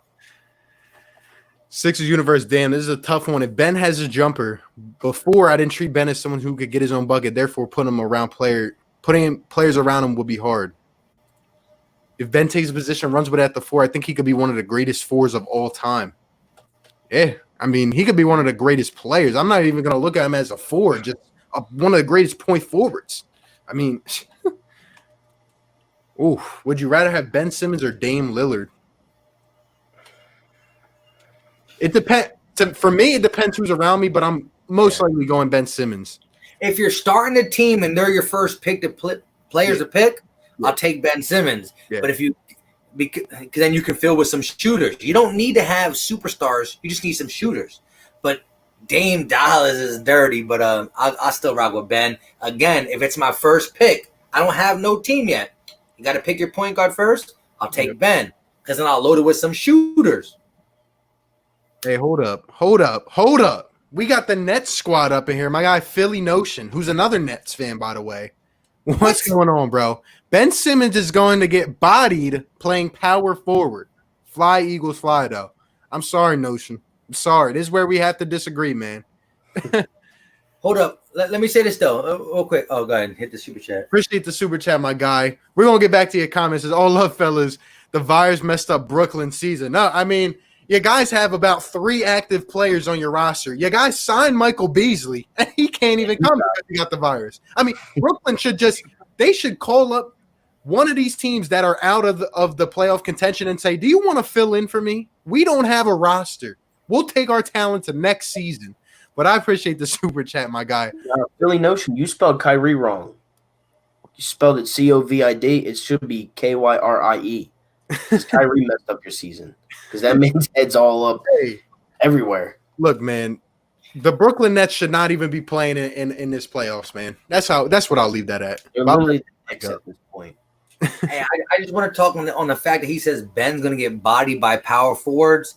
If we were playing ball in 1997 and early 2000s, yeah. But nowadays, power forwards are smaller than Ben Simmons. Power forwards are like 6'8", 6'9", maybe 6'10", 220, 235, not 240. So you look at Ben Simmons as a point guard his whole career, and you think, big, not strong. Dude's physical. Again, Sabonis, power forward, all-star, he ain't strong. God. I mean, the power forwards now, listen, even guys like Cantor, they're centers. There's teams like the Rockets who just said, forget my center. I'll play with a small forward as center.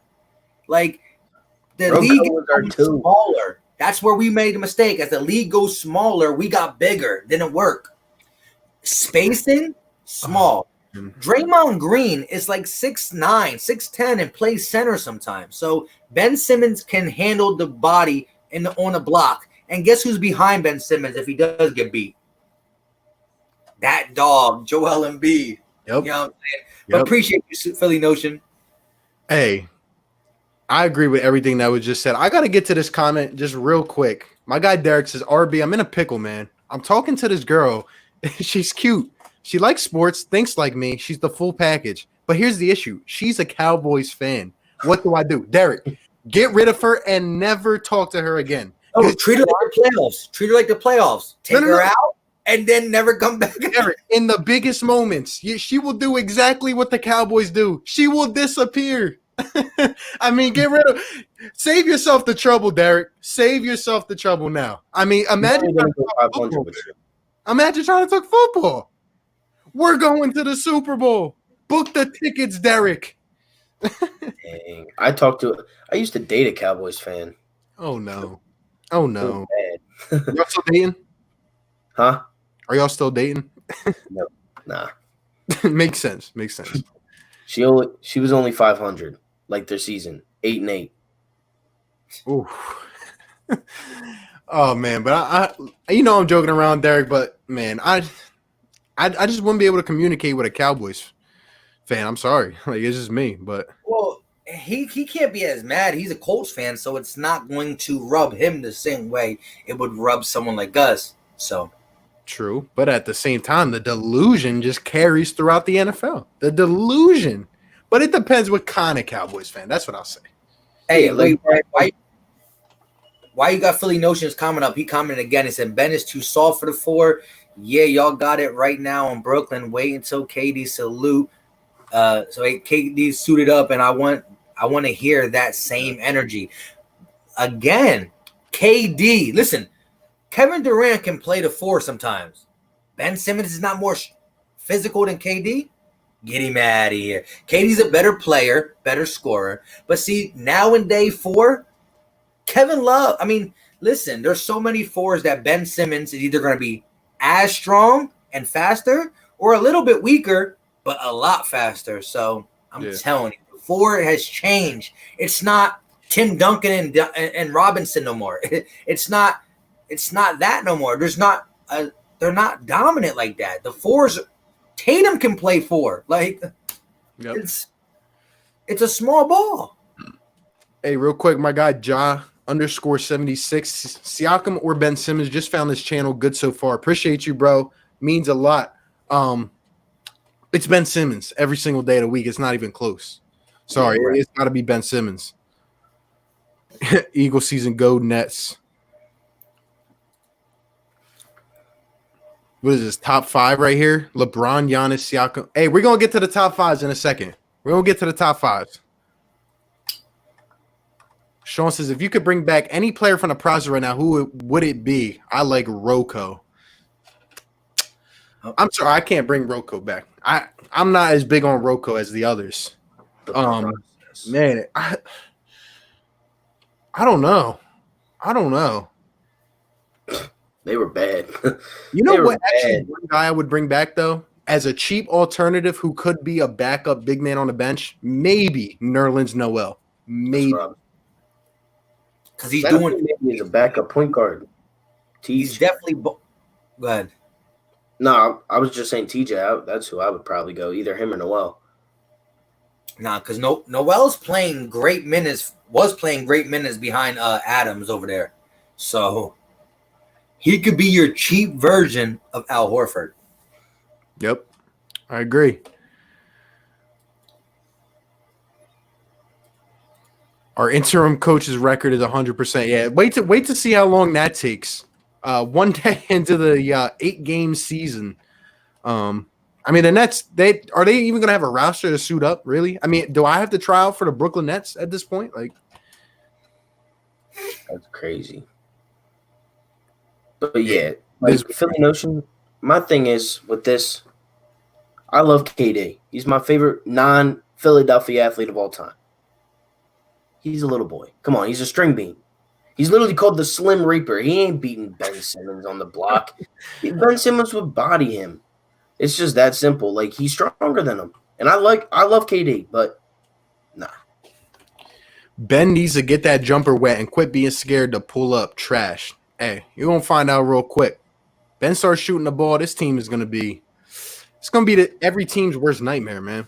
Even without shooting the ball, just watch Al Horford on the bench, guard play, Ben Simmons in transition, averaging about 23, 24 points in the playoffs. We'll see. Derek says, see, even she said she doesn't expect much from the Cowboys this season. Maybe there's hope. All right, she's fine. She's fine. Because I'll let it slide. Derek. I'll let it slide.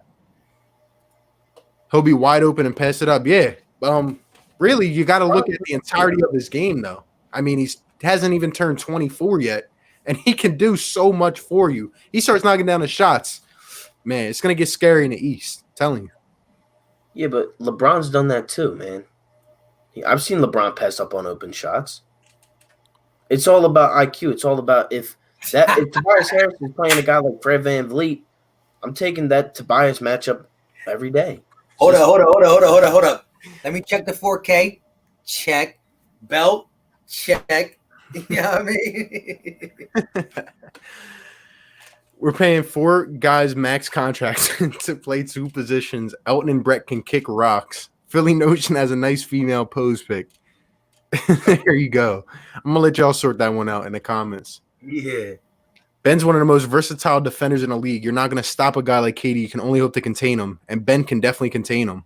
Ben can contain almost anyone, honestly. That's just how I think about it, but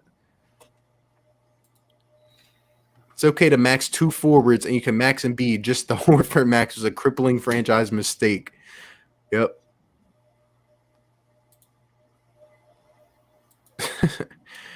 Yeah, I'm seeing right now on our Brooklyn rental squad. But sorry, fellas, Sixers will be in the same boat as Brooklyn soon on the couch.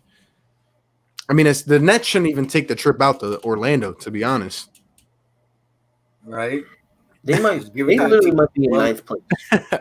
Remember when that scrub Jared Dudley was talking crap? I'll tell you guys, Jared Dudley is the worst player in the NBA, in my opinion. I despise him. Nets Sixers first round. Yeah, we would need the first. Right now, hey, look, Jared Dudley might be the worst player in the NBA, but he will be like probably in the starting lineup for the Nets right now. And that's sad. That is sad. I mean, Jared Dudley. You don't like this again. Look, I used to say the worst player in the league was JaVale McGee just because he was carried like a backpack to everything. But JaVale did improve. He did improve. Jared Dudley is a scrub. He's always been bad. I'm talking about you pull up to LA Fitness and you see Jared Dudley, he would be getting toasted by normal dudes coming home from 9 to 5s. Like Jared Dudley could not compete in LA Fitness, let alone the NBA, let alone a playoff series. You call out Ben Simmons and he put up what, 1 point that game? Like, come on now. I mean, it's just sad. It's just sad. Jared Dudley had 4 points in 5 games last playoff series against us. Ben Simmons had 4 points in 2 possessions. On Dudley. Jared Dudley's trash, man. I cannot believe that bum really was trying to talk smack to an all-star. Eagles team crushed the Nets. Look, bro, the Nets are going to finish in the 8 seed. I believe Orlando will finish in the 7 seed. Brooklyn Nets are going to be in the 8 seed. They might have to have their coach sub in, and then they'll get swept by the Bucks. I mean, it's easy as that. Nets fans have nothing to say about Ben when their 2 star assets haven't played a minute together. One has no Achilles and the other has no brain. It's facts. Yo. Oh my gosh. Funny. Yes, bro. I miss Noel. Him and Joel barely saw the court together. Yeah, man. Hey, but let us know. Let us know your guys' top 5 NBA players. Do you guys want to say healthy or just right now? We could do healthy. We could do both. Honestly, we ain't got nothing else. I don't have anything else to do. All right. So we could do both. I'll start it off. Yeah, we'll do healthy. Everyone healthy. Top 5. All right. I'm gonna get this top 5, and then I gotta bounce up out of here. You know what I mean? Got some plans tonight. No, I'm just kidding, but I'm gonna go ahead. Let's get this top 5 real quick. All right, I'm gonna go KD 1, LeBron 2. it's hard to put Giannis 4, but I'm going to put Kawhi 3, Giannis 4. I'm going to put Harden 5 right over Steph. Whoa, say again. Durant, LeBron, Kawhi, Giannis, Harden. Steph is an exception. Like Steph, it's like 5A, 5B. You said Durant, LeBron, Kawhi, Giannis, Harden. yeah, or Steph. Go ahead, RB. I'm gonna have to go, man. I don't know. I'm gonna have to go KD 1, LeBron 2, Kawhi 3. Man, Giannis 4 and Joel Embiid 5th, or AD. Embiid or AD 5. What? Yeah, it's hard because a lot of people don't look at what do you call it? Centers the same way. You know what I mean? I do. Joel Joel Embiid brings more to my team than James Harden does any day of the week. But James Harden and Ben Simmons will ball out. Nah, I don't think so. I think James Harden would just take a majority of the touches. And really, I'm telling you, James Harden will not win a championship because of how he plays. Yeah, but a guy who wants to pass first like Ben, with a guy who's just all right, you right. Yeah. Here's mine. I got LeBron still over KD. He's over KD. KD is the best scorer. But again, 4-4 Philly fan loves to come at every other person who says that player is better than Ben Simmons. He brings up rebounds, assists, defense, and all that good stuff. And yeah, LeBron is older now. His defense is a little bit, you saw this year, his defense win shares came way back up. So we're going to use that same argument here. KD's the better scorer. I still think LeBron's the better player. I got LeBron, KD.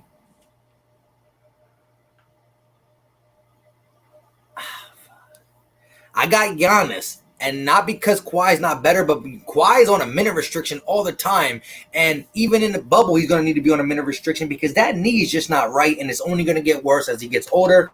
I got Kawhi 4th. And then 5th, it's hard. Because as RB put Joel Embiid in there, Joel Embiid to me is like a top almost. He's that dude. He's that dude. Or AD. Yeah, but if you ask me, Joel Embiid or AD, I'm taking Joel Embiid. So am I.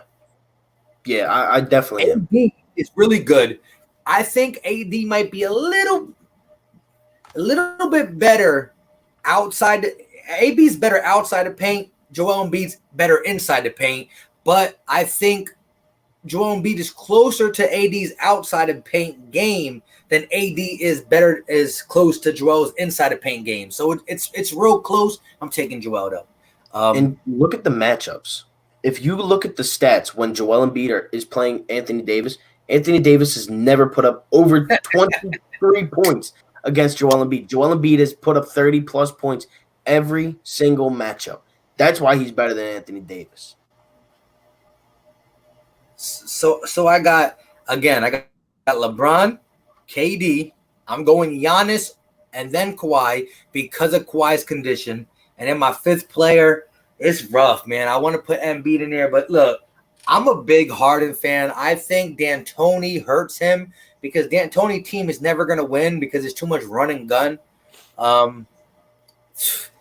love me some Harden, though, so I'm going to have to just say Harden. Look, I can't put a guy number 5 that doesn't play defense, though. Sorry. He's been better at defense than what he better. Look at the Rockets. They're running a 5-man small ball lineup. I mean, come on. I'm talking about when he was with Capella. Look at the win shares. James Harden's win shares came up. He's still not a top 25 defender or top 20 defender, but James Harden does more for your team than AD or Joel Embiid. Scoring is a big part of the game. That's what right. You know, but Joel can put up 30 on a given night. Yes. I mean, I like Joel. Listen. And it depends on the team. It depends on the team, like the team. Correct. But look, we also do this though. Again, when we talk about GOATs, we talk about like Jordan, LeBron, Kobe, Magic, or a lot of people forget the big men because the big men, listen, 30 points is 30 points. Now, you could have got 30 points from stroking it like this, or you could have got 30 fancy points, or you could have got 30 hard back to the ball, back to the basket, grinding elbow. Let's go. You know what I mean? So 30 is 30, no matter how you look at it. So you know what I mean? Yeah, It's tough. But the fifth one is really up. Like, there's a lot of people. Look at Steph. I mean, he changed the game. even Dame Lillard, Lillard. And again, Joel Embiid. Listen, if you want to go to if you ask the whole league about like the top 10 or top 20, Joel Embiid's name is floating all around there. Yeah, I don't think Embiid leaves the top 10. I don't think Simmons leaves the top 15. I think, I think Ben is a top 15 player in the league, and I think Joel's a top 10 player in the league. I think he's top 7, actually. Joel is definitely within the top 7. I don't know if I'm putting him at 5 yet, but I think just because of like wins and just how dominant Anthony Davis has been with LeBron, I think that's the reason why players would put AD over Joel Embiid, and because he does score more. But I think on a head-to-head matchup, like we didn't see that this year. We didn't see the Joel Embiid versus AD matchup. Embiid was injured for both games. That's why nobody's really talking about Joel Embiid versus Anthony Davis. But here's my thing. It's those are the best two bigs in the league. I don't want to hear Jokic. I don't want to hear Karl Towns. That is not a discussion. What does Jokic do better than Joel Embiid or Karl Anthony Towns other than pass the ball? Nothing. If I wanted my center to pass the ball, then okay, but I don't want my center passing the ball every time when it's a mismatch. Jokic was like 280, and now he's slimmed down. Now all he's going to do is pass because he has no offensive game back to the basket. He's going to be a shoot first. He's going to have to shoot and create his own shots, and he's still going to be too slow. Jokic is not better than Embiid. I've never even took a thought on that. I don't even know where that came from. The people that think that are just either trolls or they just really don't watch basketball that much because Jokic is not better than Joel Embiid. I'm sorry. Real quick, I'm about to head out in a little bit, but before I go out, Goat James, constant Eagles hater, definitely a Sixers hater. He put the Jokic over Embiid thing. Come on now, cut it out. He might have got him earlier in the season, but listen, ain't nobody taking Joker over Embiid when it comes to the 30 GMs. But let me say this. I like what D'Antoni said about his team when it came to defense. You heard that joke he said about the social distancing? Oh, my God. That was hilarious. Yeah, D'Antoni was like, hey, we practice social distance on defense all the time, man. That had me dead. He didn't even let him finish the question. He was like mid-question, and he already knew what he was going to say. But Rock the Artist, what's going on, bro? Let's go, Birds. What's good, bro? Let's get some of these top fives up in here. Philly Notion, of course, putting his guy KD, Bron, Giannis, Steph, Harden. No Kawhi after last season? LeBron, Kawhi, Giannis, Dame Joel? Really, Barm? Interesting. I can't put Dame before Joel. I can't put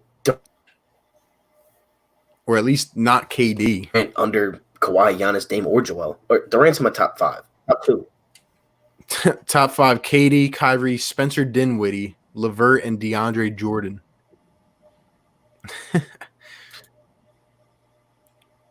No offense, but Embiid is the NBA version of Carson Wentz because they both get injured every season.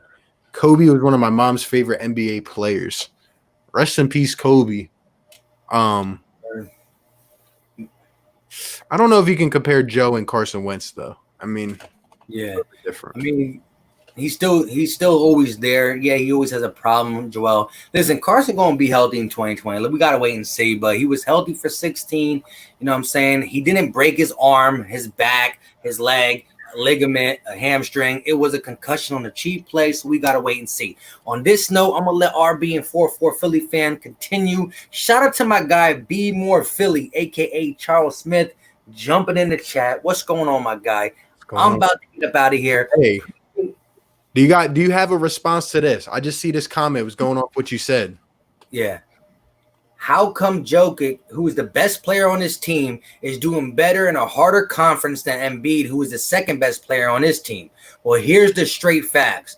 I love me some Ben Simmons, but Joel Embiid is still the best player on the team. And as 30 analysts, they'll tell you that. Second, Jokic's team is what Embiid would love to have. Jamal Murray, Barton, Harris, a bunch of shooters around a guy who can facilitate and score. Embiid, down low, is the most dominant presence in the NBA. You get shooters around them like Denver has, because Denver don't got no superstars, but they got a lot of high-quality ball handlers and shooters. And you put that around a guy like Giannis or Embiid, and you're going to get better numbers than Jokic. That's what I'm going to say on that note. But with that being said, Jokic is good, but I'll still take probably Cat over him. So on that note, I'm out. Appreciate you for having me on RB Philly Take and Philly 4-4 Fan, because I'm on both your channels. We didn't do it on mine. For those who don't know me, I go by Philly Mike, host of the Philly Talk podcast. That's all you got to do. I should be in the description of RBs. Yep. I've been doing a lot of Eagle stuff, but the Sixer stuff was there before COVID. It was absent during COVID, and it's back. So check me out if you like. If you don't like it, don't hit the button. It's up to you guys. It's all good at the end of the day. I got to say at the end of the day, because B More Philly's in here, and he's going to talk crap, because if I don't say at the end of the day, then I'm not true to my game. Check me out if you like it. Hit that button. If not, I'll catch you guys on the next one, as RB will say. And that's my guy, both RB and Philly Fan 444. Appreciate you for having me on. With all that being said, you know what time it is. We out. All right, so we still got 30 people up in here, guys. Smash the like button, hit the subscribe. We are live on both channels. Can see all the comments. First of all, I want to say what's up to my guy, Drummer Boy. What's good, fam? Better late than never. What's going on, bro? Just having some debates right now. I mean, we talked a lot of Ben Simmons, Sixers, talking top 5 guys in the NBA. Just some chill stuff to talk about. I'm excited, man. I mean, this week, a week and a half leading up to the whole Sixers season, August starts. It's going to be very different than normal. But seeing this whole Sixers thing down the stretch, get into the playoffs, it's going to get crazy, man. Hopefully we have football as well. Embiid is a two-way beast. Jokic is like an oversized forward who plays center because he can't shoot. I would agree with that. I mean, what Tyler said up when he was saying like Embiid wasn't the best player on his team. Let me be honest with you guys. Look, I love Ben. I love Embiid. Right now, Joel Embiid is the best player on the Sixers. He does more for the team. He scores more. Maybe he doesn't. He rebounds more. Maybe he doesn't assist more. But they both play very good defense. It's not like Embiid is a liability like Karl Anthony Towns and Jokic on the defensive end. Embiid does it all. And that's why it is a two-person race for who the best big man in the league is, because I don't really know if, you clarify Anthony Davis as a center or a power forward. I don't know. That's always been a kind of toss up in the air to me. But to me, Joel Embiid and AD are definitely 1 and 2, 1A, 1B. For the best bigs, they do it all. They do everything that a big man is supposed to do. A big man. That is the key word. A big man. Block, rebound, and score in the low point. And they are the two best at expanding the game. No, I have yet to see one player block Joel Embiid on one of his mid-range jump shots. His little jab step, pump, it doesn't get blocked. He's too unguardable. I think, to add on to that too, it comes down to the dominance factor. I think AD and Embiid are just dominant in a way, like you said, for big men that really is untouchable. Jokic can be dominant, but in a different type of way, if you know what I mean. You put Embiid down in a post, man, one-on-one, nobody's stopping him, really. Yeah. Let's see. Julian says it has to click for Ben. He'll be one of the top 5 players, no question, in at most 3 years. Could not agree more. Give him the jump shot. There's nothing he cannot do. 23 years old. Gasol versus Embiid is a problem. Y'all know Embiid isn't good against Gasol. I'm not saying Gasol is better, but 0 points. That was one game, but overall. Very next game, he got 34. Right. I mean, Gasol can – I don't think he can completely neutralize Embiid, but the Toronto Raptors are scary. I already said it myself, just because of the way they play defense. Sixers universe, Joel's had nagging little things, but Joe's injuries aren't long-term debilitating things. Anyone who watched Iverson knows he's the real injury warrior. Yep. Because Embiid doesn't take basketball serious. No, I disagree 100%. A player wouldn't cry if he didn't take basketball serious. Yeah, I think he takes it serious, but he just likes to have fun. He likes to keep that high energy within the locker room. And he's just more of a personality guy, but I think he cares. But again, like against some of these like lesser teams, you just got to stay focused. That's the thing. Brokey, I'm telling you guys, Kawhi is the best player in the world. He carried a decent Raptors team to a chip and is the best two-way player in the NBA. Let's see. How decent was that team, though? I think he's the best two-way player in the NBA. I'll agree with that. But you do have to remember like who he went through, like especially in the finals as well. I mean, that was a really just a torn apart Warriors team. I don't know if they win if the Warriors are healthy. I don't think they do.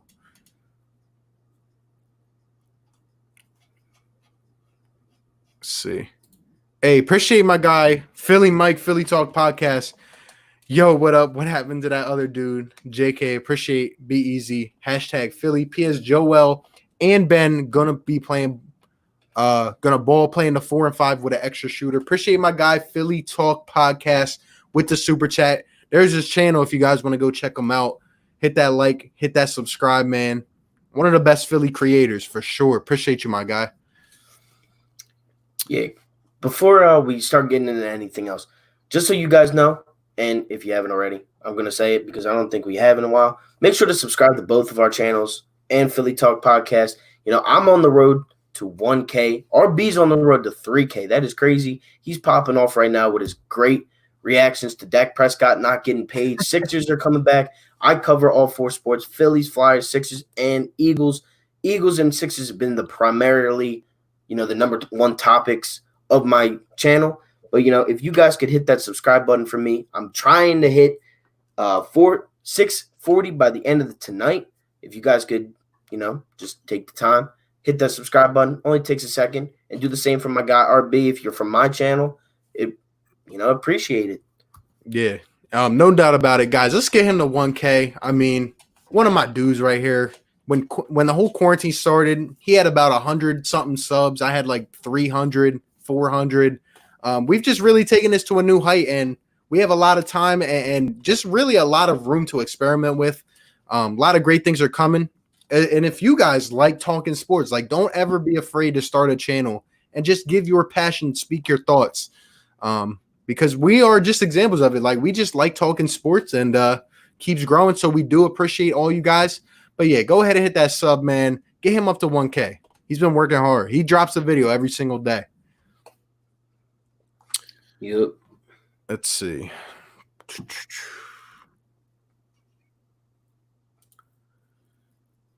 Julian says top 5: Bron, KD, Giannis, Kawhi, and Steph. I can respect that. I can respect Steph at number 5. B Moore says get rid of Brand and Brown and the organization will be better. I agree with the Brett Brown one. Ellen, I'm not too mad at what he's done. I just think the guys need to be utilized correctly, but just my opinion. Philly Notion, everybody hit that like. Appreciate you, my guy, Philly Notion, another content creator on the come up, man. Simmons is literally one of the most underrated players in the NBA. Dude has limitless potential and gets hated on for his jump shot. No doubt about it. They look at the one thing he can't do, but in reality, everything that he can do is just unreal. like if he had at least a decent jump shot, you know what I mean? He would be put on a pedestal among some of these other guys in the league. Like say he was at least taking shots, you know, kind of how Giannis is. Nothing perfect yet, but at least taking them, hitting some. Ben Simmons will be put on a pedestal because it took Giannis like 5 years to really get it under his belt. Ben Simmons, it's only been a few years. So, I mean, Ben's ahead of the curve compared to other superstar players that, you know, Kobe didn't come into the league with a jump shot. He came in with the killer mentality, and that's what made him get that jump shot, made him unstoppable. Kobe Bryant was the best player in the league from 2006, I would say, early 2000s to like 2010. He was the best player in the league, and then that's when they kind of passed the torch over to LeBron. Now, who's next? Is it Giannis? Is it Kawhi? Is it Joel, Ben? Or who is it? We don't know yet. I don't know if I can say for a fact I know who the next up-and-coming superstar, because Durant's already a superstar. Let's be honest here. He's not passing the torch down to Durant. Durant's 30 years old. He's going to pass it down to Zion, Giannis, Joel, Ben, one of those younger guys. Yep.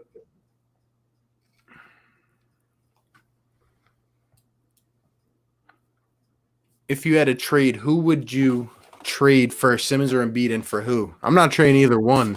I'd have to see under a new system first, so I can't really answer that question.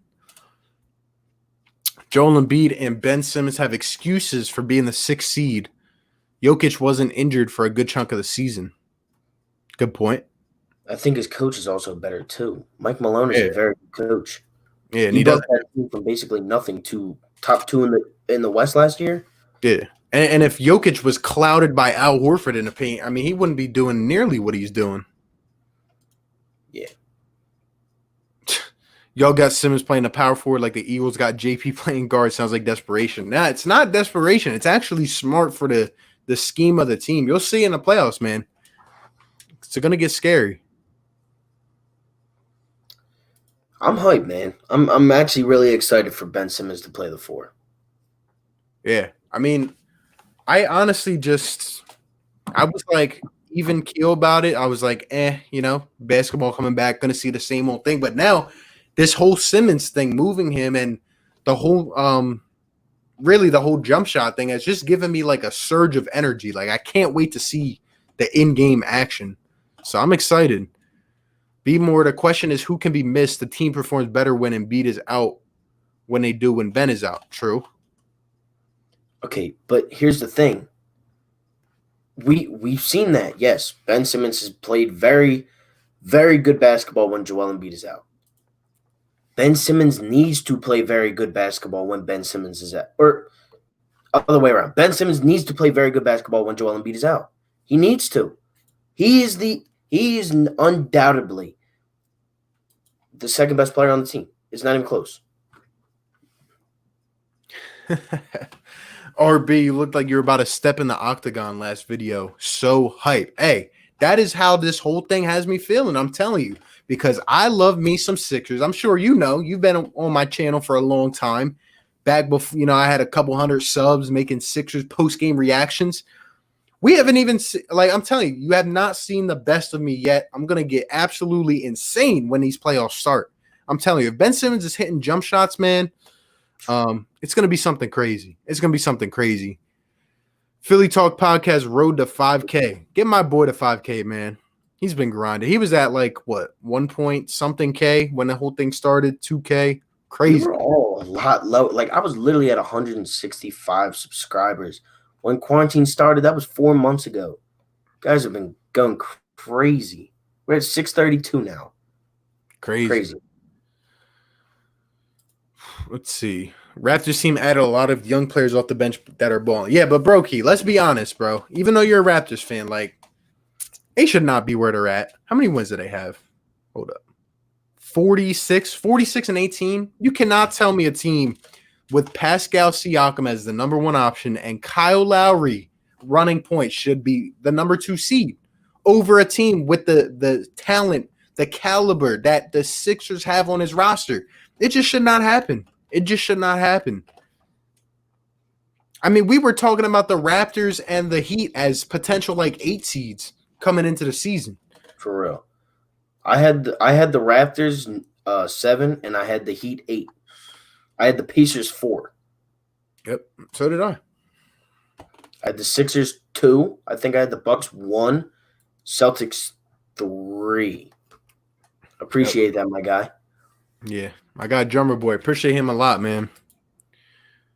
4 for 4, been doing it since the sandbox sitting at the Thanksgiving table. Oh, man. It's always been, dude, I don't know what it is. It's just been like an opportunity just waiting to happen. And now I finally took over, and now we're here. I mean, we're grinding every single day. Like, I'm telling you, man, like, it's crazy. Just all the stuff that we got planned out. Like, it's just like, I'm telling y'all, we are going to take this to the next level. That's really all I can say. Like, there's a lot of experimentation, but we still got time to experiment and try things out. I'm telling you, it's going to be crazy. Yeah, you guys don't understand. Me and RB text every single day, just constant ideas at each other, just how to make ourselves, come across as better content creators. Like, we're just on the grind every single day. There isn't a minute where we're not talking about either YouTube or Philly sports with each other. Yep. It's going to be crazy, guys. I'm telling you. Wait till these game reactions come back. You guys are going to see the next 6 months, NBA, NFL. It's going to be crazy, man. Let's see. Horford contract was a bad mark, but not totally fireable due to the pick of Matisse. Yeah. And let's not forget, he also traded for Tobias and Jimmy Butler in the span of a couple months. That was the best starting 5 in the NBA. And they just were not. This is what I said earlier. Imagine if Ben had been able to shoot last year. This is a completely different team. Looking at it now, the Horford sign is pretty bad. I just think this Horford signing for the amount of money is what makes it bad. And I trust, yeah. If Ben gets a jump shot, can be better than LeBron. Yeah, eventually he can. Maybe not all the time, but he's still be great. Go James. You got to stop trolling on this channel, man. Like, it just doesn't even make sense sometimes. Request a trade to who?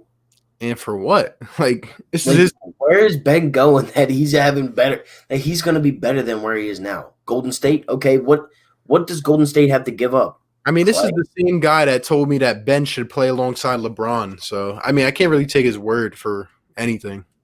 Yeah, people say that all the time. It would never work. They literally are the same player. Yeah. How long has Ben had to work on his jump shot? Too dang long. It's still broken. Look, man, go look at the videos. All right. And I'm telling you, Philly Noshi, you're my guy. But listen up. Again, how many times do I have to say this? His birthday's coming up. He's about to turn 24. 24 years old. You give me a guy, take the name away. Tell me he can defend. Tell me he can rebound. He's an instant triple-double.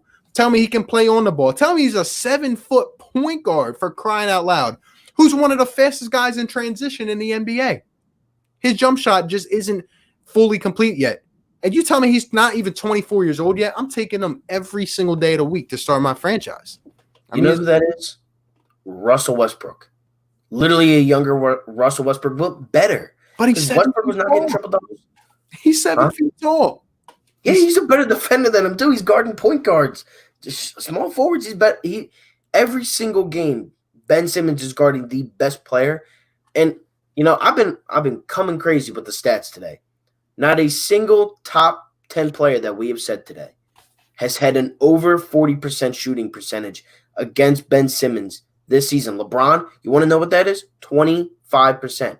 How about Kawhi? You would think Kawhi has a pretty good shot percentage. Paul George. Nope.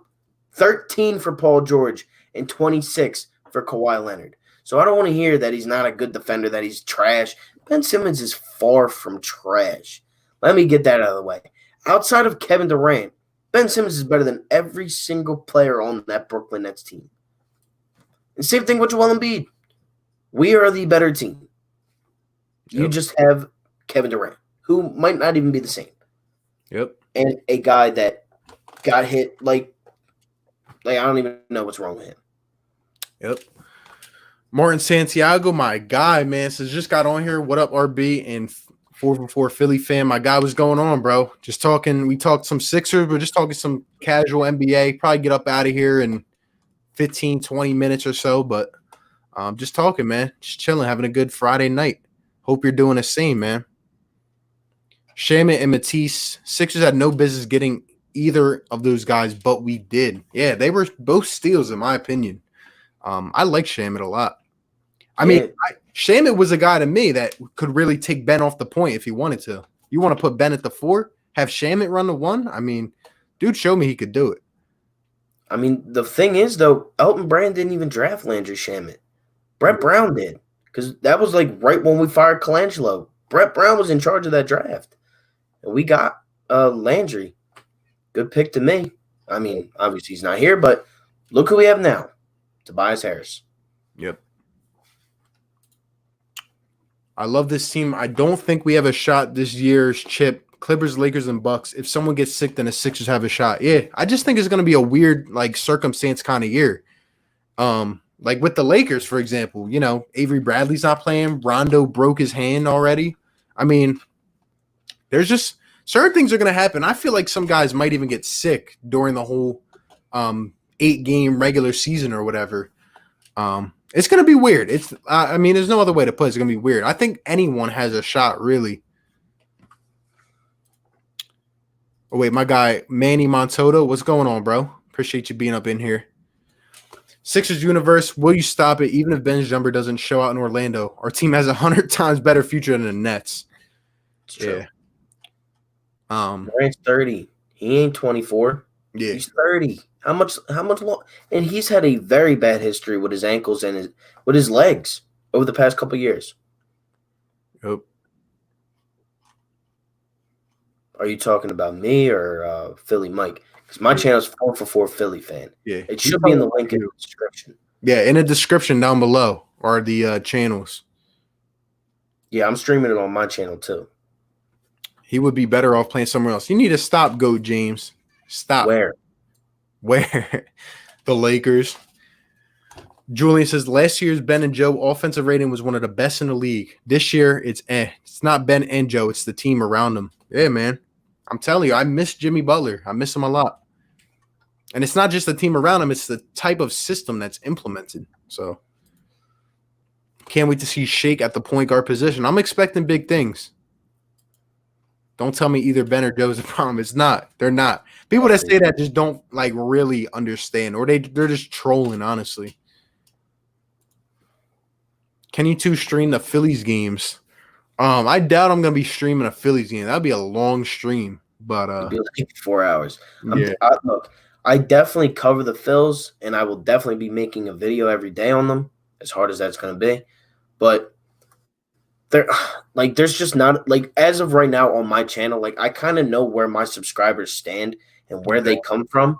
A lot of them are Eagles, a lot of them are Sixers. I think I might even have more Flyers than Phillies, just because I wasn't there for Phillies baseball last season.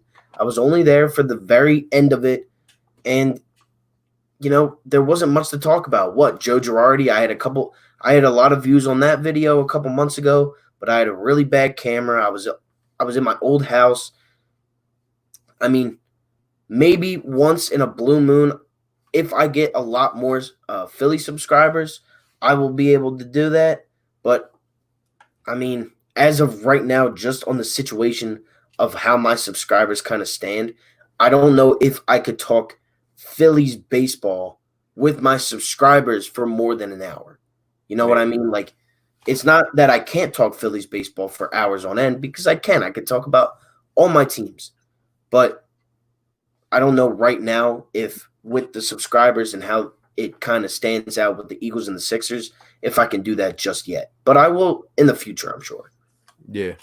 And just going on top of that, like he said, a majority of my subscribers, pretty much almost all. I mean, there's some that are, might like the Phillies as well, but mainly are Eagles and Sixers. So I don't even know what I'm going to do yet in terms of baseball because, like I said, this is a weird year. Everything coming together at the right time, the same time. Football, basketball, baseball. I don't think I'm going to end up making a video every day on the Phillies. I might make some here and there, but probably going to stick more to the whole Sixers playoff thing and Eagles as well. So we'll see what we do with the Phillies.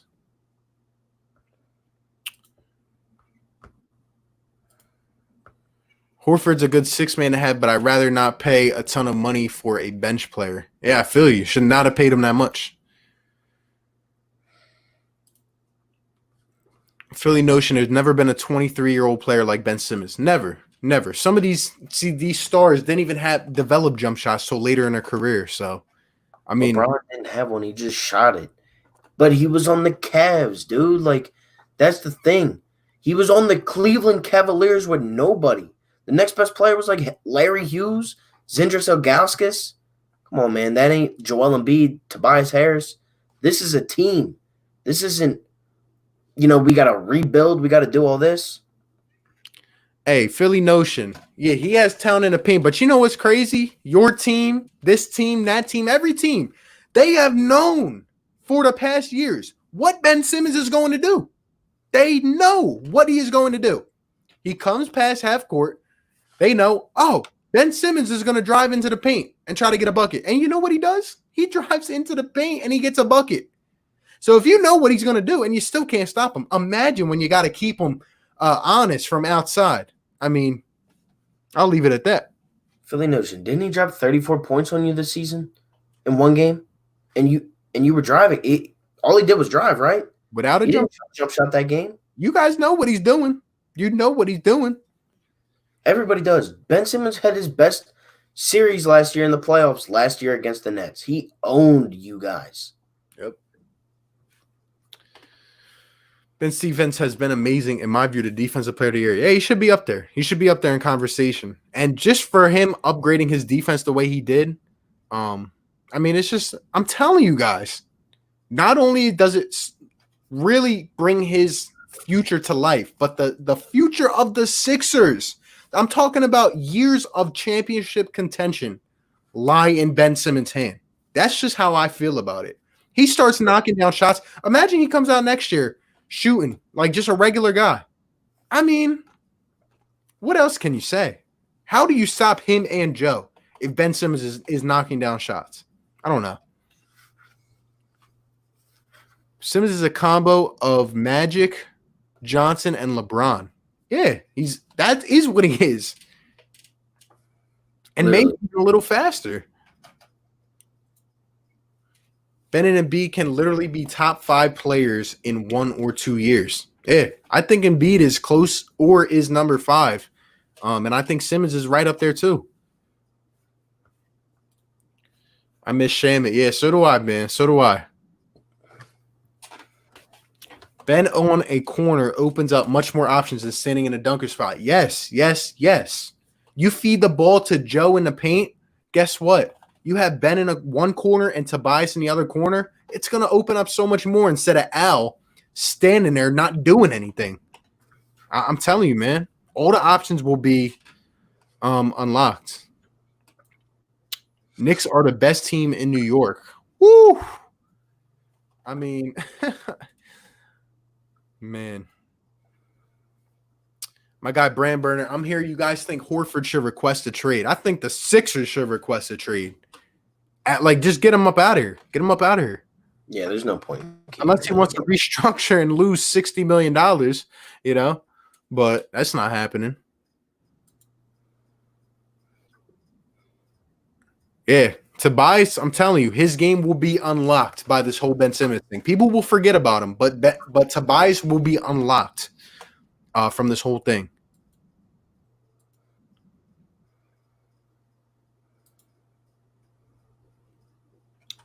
Yep, Flyers is coming. Appreciate you for tuning in, my guy. I got to talk to you soon. What's up, my boy? Sixers need to get Zach LaVine or CP3. You guys can go ahead and check my video. Top trade targets, top free agents for the Sixers. Look, man, we get Zach LaVine. We're talking a whole different ballgame here. You think Horford will demand a trade? No. I don't think he can. Given his situation, it's hard for him to demand a trade given how much he's being paid. He knows he's being overpaid, Appreciate the super chat, my guy. Philly Notion. Best team in Philly is the Eagles, not the Sixers. Like, I like all my teams, man. Eagles and Sixers are two of the best. Well, we'll leave it at that, Notion. But your Brooklyn Nets better figure out something to do because they shouldn't even be going to Orlando. I'll tell you that. We should have a 7-team Eastern Conference. The Brooklyn Nets should have just resigned. They should have said, I'm done. We don't have a roster. We can't make it. I can't believe they should have allocated the rest of the Nets players to the rest of the teams, like a draft or something. Like, honestly, the Nets even have a roster? Do they? I saw them sign like 3 guys, and 2 of them like got tested positive. Like, just not gonna work out. Michael Beasley was playing in L.A. the other day. He was playing in L.A. Fitness with a bunch of dudes. Yeah, and he got the virus. Jamal Crawford, I mean, this is his last dance, I guess you could say. Bro, he should have came to the Sixers. Like, yeah, I don't know why he would go to the Nets. Like, you're not even going to win anything there. Nobody's winning anything in Brooklyn. No. A liability doesn't average 25, 11, and 9 without Embiid as a first option. Straight put like that, man. Facts. He must be traded. Yep. I can get a decent backup 5 in this year's draft, let alone with an exception sign. I'm telling you guys, go check the free agent video out. Montrezl Harrell. Keep the name on your radar, man. Much cheaper, much more aggressive. We should draft Aaron Nesmith. Hey, I made a video on him too. I'm going to try to be doing these draft videos. It's going to get crazy, though, with this whole Sixers and Phillies and everything. It's going to be hard. It's not what I intended to do. I intended to have like a couple weeks where I just make draft videos on the Sixers, but, a lot going on. So I'm done trolling you Sixers. RB, I want the same energy when the Sixers are dropped off in the first round. Fly goes fly. But them Sixers been trashed since the GOAT AI left. Hey, Notion, I'm going to be up on here every single post game. So you can come in here, leave your thoughts, say, I'm sorry, RB. Because, whether it's the Cowboys, whether it's the Eagles, whether it's the Sixers, I tell the truth. I see things before they happen, Notion. Trying to tell you, man. Everyone loves taking down the Sixers. They love taking down Philly sports, man. Yeah, I mean, it's every team.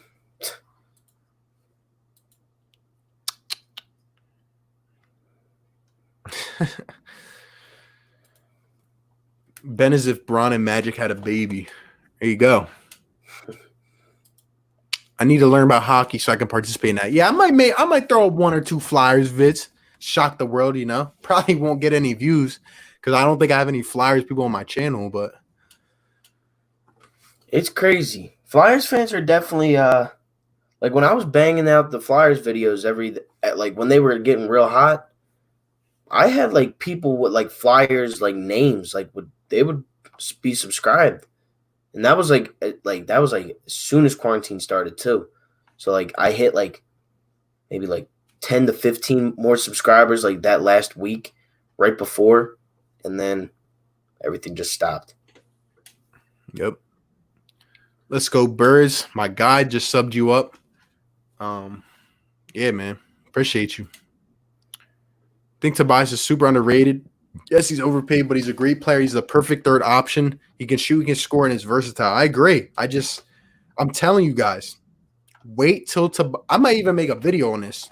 Tobias Harris will be the X factor now with Al Horford not clogging up the paint. Let Tobias kind of have his free roam like he did with the Clippers. I'm telling you. Appreciate you, my guy. Philly Notion, RJ Barrett is better than your entire team. That'll send them up out of here. If we get CP3, we're taking the East in 2021. I don't know if at this point if we need CP3 anymore. I don't know. Yeah, I don't know because his contract's bad too. Yeah, his contract is terrible. Terrible. It's like just as bad as Horford's. Yeah. And I would rather have a guy like Shake Milton who can still make plays but can knock down a shot running the point. Don't act like the Sixers were bottom feeders of the league a couple years ago. Even when the Nets are trash, we're still in the playoffs. Sixers have been sorry. Hold up, Notion. You know what? Now I hope you're still up in here, man, because I gotta expose you real quick. I mean, look, even when the Nets are trash or some of the players, aren't you the team that literally traded your future? Like, I can use the word future for a rental of KG and Paul Pierce. Wasn't that the Brooklyn Nets? I mean, talk about a franchise looking terrible. I mean, I remember, talk about Danny Ainge finessing the Brooklyn Nets. I forget what it was. It was like 4 picks, I think. 5 picks, whatever. It was Tatum. And y'all made the playoffs, and I think y'all lost in the first round or the second round. Like, they lost. No, they beat Toronto in Game 7, and then they got killed by Miami in 5 games. Oh my gosh, that's great. But here's my thing, bro. Like, you percentage-wise, the Brooklyn Nets have the worst record of all time in a season. They have 7 wins. How do you have 7 wins? You got we had 10, but that ain't 7. Like, at least we hit double figures. You had 7 wins in like a 66-game season. That's trash. Nah, but Brooklyn is not. They have not been relevant since they've been in Brooklyn. They made one trade to put them on the market. They got a bunch of old heads: Darren Williams, KG, Paul Pierce, Jason Terry, Gerald Wallace. Brook Lopez is your all-time franchise leading scorer. Come on, man. The Brooklyn Nets have never been that special. They haven't even won a championship in the NBA. It was Dr. J, Sixer, won you guys had you guys as an MVP, and won you guys an ABA championship. Look, the Brooklyn Nets, man, I would have believed in them, but as soon as you guys signed Kyrie, your franchise is now doomed. If you would have kept D'Lo there and some of these other guys and added KD to that, maybe. But, I mean, didn't you guys just fire your coach after having a win in the middle of a winning season? Like, talk about – I mean, you can't even talk about the Sixers coaching situation. Come on now. Come on, Philly Notion. You know better than that. Kyrie wanted him out of there. Yeah. And Kyrie isn't even playing. Like, shows how much Kyrie knows. Come on. He knows a lot, especially because the earth is flat, remember? That's who we're trusting. Look, and we talked about this before. Kyrie is one of those guys that doomed his career by messing up. I mean, if it ain't broke, don't fix it. He went against that. Let me have my own team. Let me go here. Let me go there. Same thing happened with Le'Veon Bell. Same thing happened with AB. And look at what happened. You don't mess things up that are working perfectly fine. You just don't do it. Could have kept going to the finals. They would have been in the finals probably 2-3 more times with LeBron. But we see where it got him, Yeah, Kyrie's done nothing without LeBron in his career. Nothing. He doesn't play in the playoffs. He didn't play when the Celtics beat us. He didn't play. Yeah. They played better without him. Exactly. And then when he came back, that literally derailed the franchise. It made Brad Stevens look bad. People don't believe in Brad Stevens because of what happened with Kyrie. I mean, I see past that because I just know who Brad Stevens is. But Kyrie made them look terrible. Kyrie ain't that good. He ain't all that. He's skilled-wise good, but he's a terrible teammate. They were talking smack about Jimmy Butler and his cancerous problems in the locker room. Kyrie Irving is the definition of cancer in the locker room.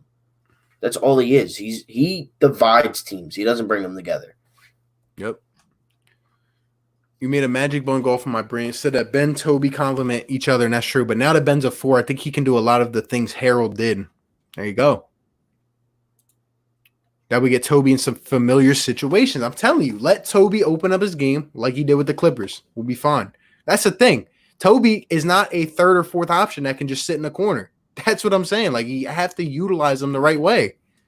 That's why I don't understand this whole thing of coaching doesn't matter. It does. Set the identity. If it's possible, they need to edit Tobias' contract to give us more cap space because he's not playing on a max contract. It would be hard at this stage, I think. I think you'd have to wait a couple more years to kind of restructure, but playoffs with who? Didn't Boston get 3 top 3 first-round picks? Yeah, it was like 2 or 3 first-rounders. Didn't the Brooklyn Nets not even draft first round for like a couple years? Like, they didn't. I mean, They drafted, for a half year of KG and Paul Pierce, who were really near the tail end, like I'm pretty sure their first round pick was Rodion's Kurucs. yeah, and it was like him and that other scrub. What's his name? Rondé Hollis Jefferson. He's not even with you guys anymore. Your best selection in the draft was Jared Allen. Oh, I mean, you got to steal with Karis LeVert and Dinwiddie. I'll give you that, but that was second round luck. Like that, that's literally the definition of just second round talent. Oh my gosh, y'all are funny. Y'all are funny. And isn't Philly Notion from Texas too? I have no idea. Where did Tobias go in the draft? I don't know why I don't know this. Tobias was if I'm not mistaken, I thought he was around the middle of the draft. Maybe I'm not. But wait, wasn't he drafted by the Bucks? I don't know. I'm about to look it up. It was one of the first teams he played with, and I forget he even played with that team. He was 19th. Yeah. Okay. He was picked 2 picks after Amon Shumpert, Chris Singleton, don't even know who that is. And what team though? Huh? What team was it? 2011. What team though? Like what team drafted him? The Bobcats, but then was traded to the Milwaukee Bucks. The Charlotte Bobcats. I think that's what they were called. That was funny. Yep. We picked Vucevic that year. 1 pick after Kawhi. Jimmy was obviously 30th, but there's not many players left in this draft class. This draft class was all right. With the way we're running things, Horford has no role. He only exists to clog up the paint. Yep. To that Tobias thing, though, I respect Tobias Harris because he bet on himself and he's made himself technically a max contract player out of it. You know, I think it's like his dad's his agent or something, and he really made himself. He bet on himself. They really wasn't getting paid at all, and just kept working on his craft. You know, because Tobias used to not be good at all. I remember him with the Magic and stuff. Yeah, he was on a couple bad teams. Like he was with the Pistons. That's when he started to kind of go off. The Pistons and then with the Clippers, obviously. But I've been saying for years that Tobias Harris, if we got him, Tobias would fit this team great. Yeah, I'm telling you, he can. I guess I was right because we have him now. So Knicks with KP and Melo was more interesting than anything than the Nets have had. That's funny. Horford's a good bench big man. If we ignore the salary, what he's going to bring offensively with passing and mid-range shooting. Yeah, that's what I'm saying. It's not about this year, yeah, but he's just for what he's being paid is ridiculous. Philly Notion still mad from last year, first round before won him. Yeah, Philly Notion's favorite player is Jared Dudley. Oh, man. Mini Jokic. Yep. I'm still laughing after Dax. Hey, guys, I've been enjoying life. I'm living good. I'm living happy. I mean, I tried to tell him, man. I tried to tell him. How about them Cowboys, baby? How about that contract? Asia Roberson, what is going on? What's going on, Asia? Appreciate you stopping up in here. Are you ready for the MLB? Yeah, let's see what comes out of it, you know? Hopefully it feels like baseball because I've been watching some of these Twitter clips, scrimmages and stuff. I mean, it just feels weird. It feels weird. I hear the pumped in crowd noise. I'm like, dang, man, that's why I'm hoping this basketball has like at least an atmosphere of playoffs. I hope they're going hard, talking smack, guys sweating, like, you know. If Kyrie stayed, the Cavs would have at least one more chip. I agree with that. It would shake up the NBA in a positive way. What are you talking about? Philly RB video about Dak had me dying. We Giants fans were cracking up. Hey, you know what I do, man? I just tell the truth. I'm just telling y'all the truth. The delusion must be exposed, man.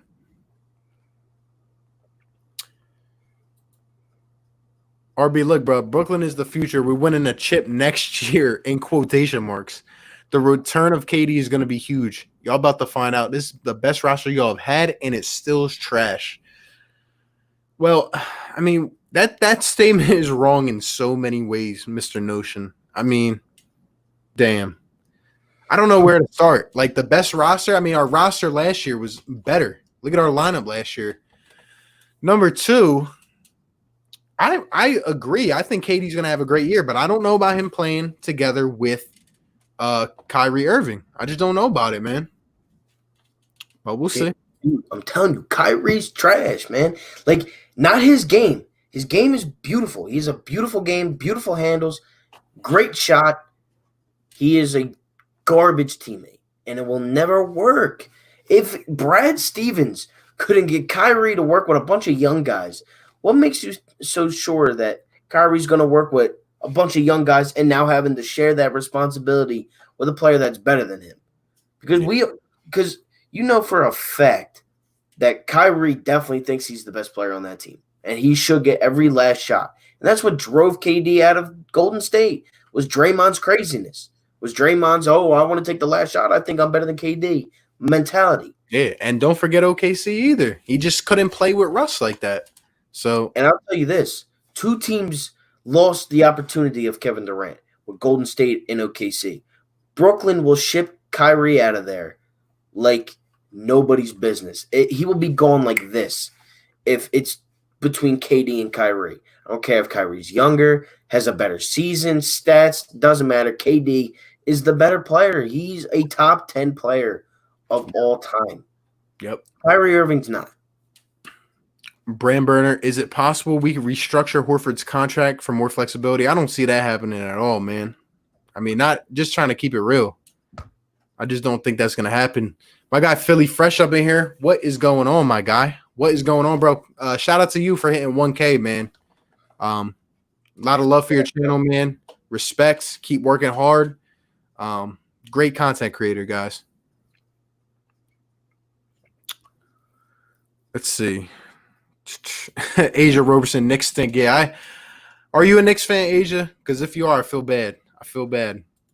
Yeah, that's a shame. Philly Notion, yeah, I'm in Texas, my guy, but the Mavs are super trash and the Spurs are washed. I've been rocking with the Nets since New Jersey J Kid days. We're in the same boat. Both teams are hot garbage. I don't agree with you, man. I don't agree with you. You didn't want to go on the Spurs? You didn't want to hop on that bandwagon? They already had 2. Right. They had 2 by the time you chose J Kid and the Nets. Hey, Notion, are you from Texas, bro? Are you from Texas or are you from Philly or like somewhere in the area? Because if not, I want to know how you got your Eagles fandom as well. Yeah, that's different. Difference is you have hope for the Sixers. Cut it out, you out of there. Nah, the difference is that we actually have a roster going in Orlando, and you got this guy, that guy, and who else is playing for the Nets? Honestly, appreciate you, my guy. Let's see. We're 39-26 despite the horrible roster management. Yeah, I mean, crazy. Yeah, Lauren, know her sports. There's no restructuring since contracts are fixed. Yep. Whereas NFL doesn't have guaranteed. Yep.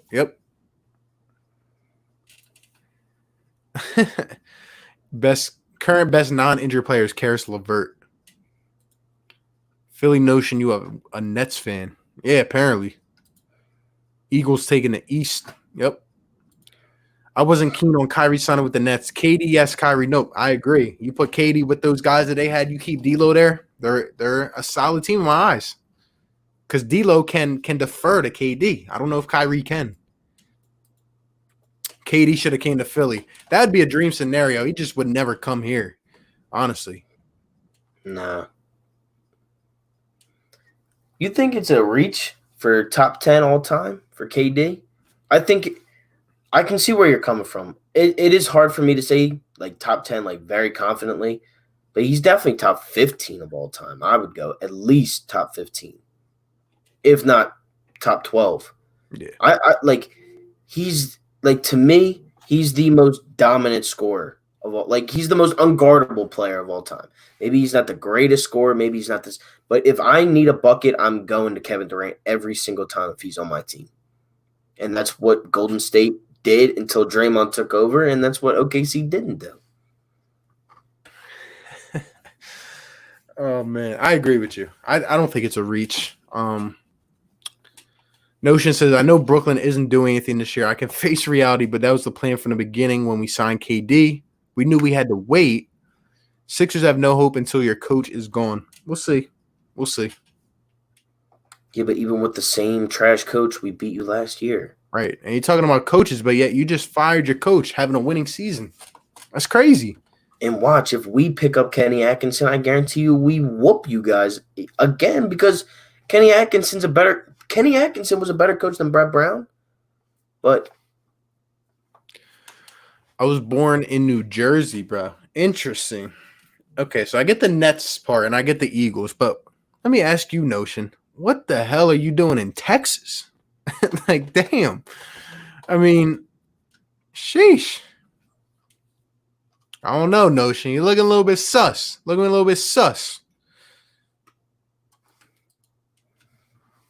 Rock with the Nets and the Eagles. All right, I respect it. you're from Jersey, so that makes sense. Because ain't nobody want to be a Jets or a Giants fan anyways. Oh, no. I mean, I couldn't believe I had Jets fans coming on the channel here, coming at me like Jets fans. Woo. Denzel Mims really thought, stop with that. He's a bum. Yeah. I can't believe that. Like the Nets. All right, makes sense. Katie and Kyrie duo is downgrade from LeBron and Kyrie duo. Absolutely agree. Since you rock with Eagles, I'll cut you some slack. Sixers much better than the Nets. Yeah, it's not close to me. I mean, now anyways, but Kyrie and LeBron wouldn't have won another chip. The East was getting better. And they still would have had to play the Warriors if they made it out the East. I don't know. The Raptors did it. If everything plays out, if LeBron and Kyrie are still on the same team, they probably beat the Raptors. They probably are the number one seed in the East. That's how it was. Like, you didn't get past LeBron when he was in the Eastern Conference because it was a walkthrough through the playoffs until the finals. He walked through the first two rounds every single season. He swept the Hawks, who had 60 wins one year.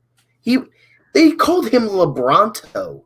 Oh my gosh. He owned them. Hey, we are 3 hours into this. I'm getting tired, but like these comments are just too funny right now. Philly Fresh says the Nets got Eagles receivers from last year. Yeah, your local Walmart employees. Like, oh my gosh. I mean, they might as well just go to the local LA Fitness and just pick up 3 dudes. Sign them to a 10-day, you know? Crazy. What's going on, Philly Mike? Back up in the chat. Probably get up out of here in like 10 minutes or so. I mean, y'all are still coming strong with these comments, though. I love it. I'm tired, but I still love it. Definitely top 15 all time. Yeah. He's dominant. Like, he's something he's something that nobody's ever seen before. A 7'10" player, or no, 7-foot player that's as dominant as he is on the scoring side. Yep. My guy, Sixers Universe Superhero Team. My guy, we're going to get you up on one of these, man. We got some strong things coming.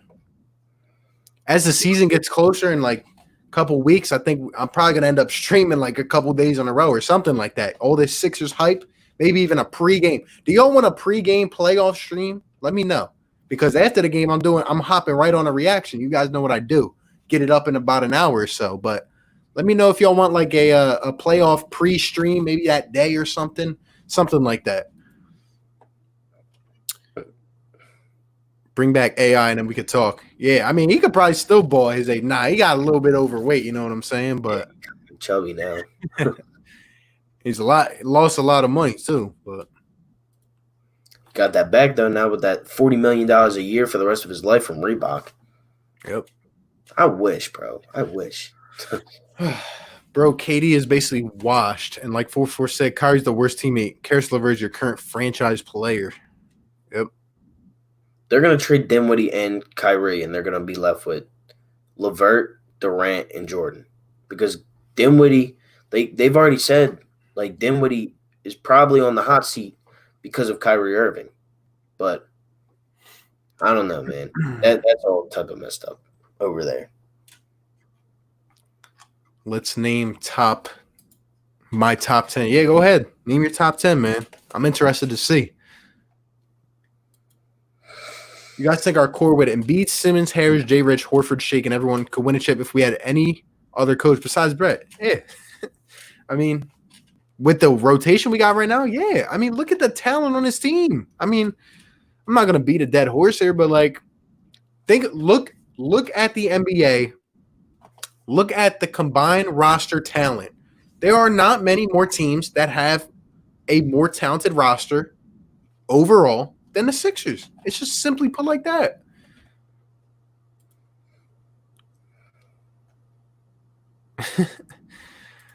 Cameron Wolf and Philly knows to make me go off. Hey, this man, Let's Go Birds, comments like on all my videos, and he just comments Camel Wolf, like, and just like a comment towards Camel. It was too funny, man. Military life, bro. RB checking my team credentials. Salute Eagles and Nets all day. Texas teams are hot garbage, but the food is great here. Barbecue and tacos for days. Hey, I respected Notion. I respected my guy. Didn't know you were in the military, man. Salute to you. A lot of respect, man. I'm just messing around with you. But overall, I might take a trip out to Texas one day. I actually might go to Dallas, go to a stinking Cowgirls game, and I rule that fan base. I mean, I would walk in there. They would acknowledge me like I'm the next, biggest thing since sliced bread. You know what I mean? So it would be crazy. I would shut all them Cowboys fans up.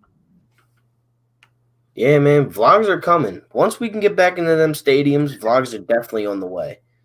And I also I have the paid version of what we use, StreamYard too. So I could bring people on. I'm gonna wait until 1,000 subscribers though. So if you guys want that, make sure to tell everybody, hit that subscribe button, and I can start bringing you guys on. Yep. And then, like you said, a lot of vlogs coming. I got a new kind of tool to play around with. It's gonna be fun, man. It's gonna be fun. Man, y'all look tired. Hey, we on this thing for what? 3 hours, 7 minutes now? I mean, Yep. Crazy. This is what you get from a stream like this on this channel. It's either this or we're going back and forth with stupid Cowgirls fans, but you know what we do. I actually got to get off at like Yeah, we're about to get up off that. 15, so yeah. Did you hear MLB going to use artificial fan base from the show? I mean, it seems about right. I don't like it, though. I don't like it. nah, neither do I.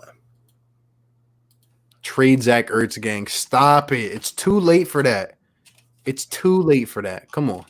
And this is a basketball stream. Come on. Yeah, do that. That would be cool. Cool.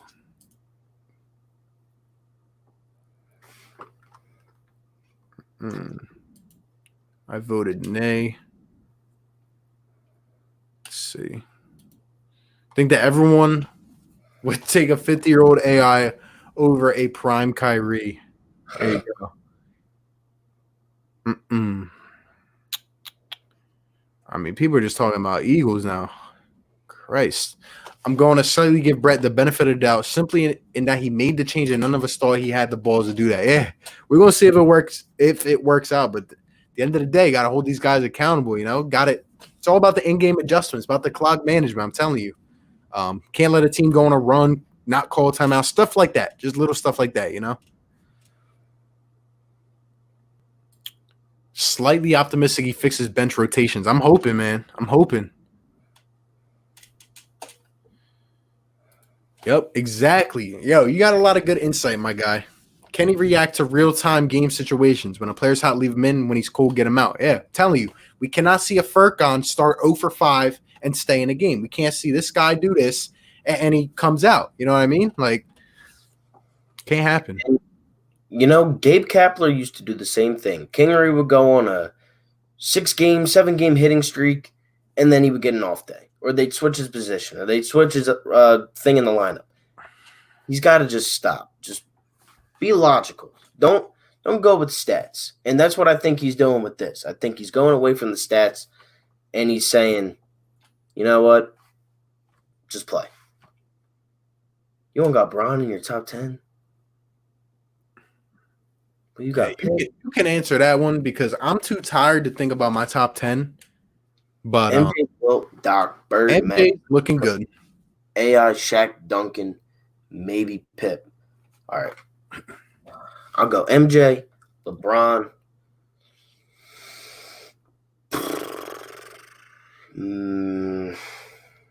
I could see Wilt or Kareem being in the top 3 or 4, like both of those two. That's what I'm thinking. I'll go Kareem, then I'll go Wilt, then I'll go Magic. Then I got Kobe, Shaq, Bird. That's 8. There's so many good players. I don't think this player gets enough love.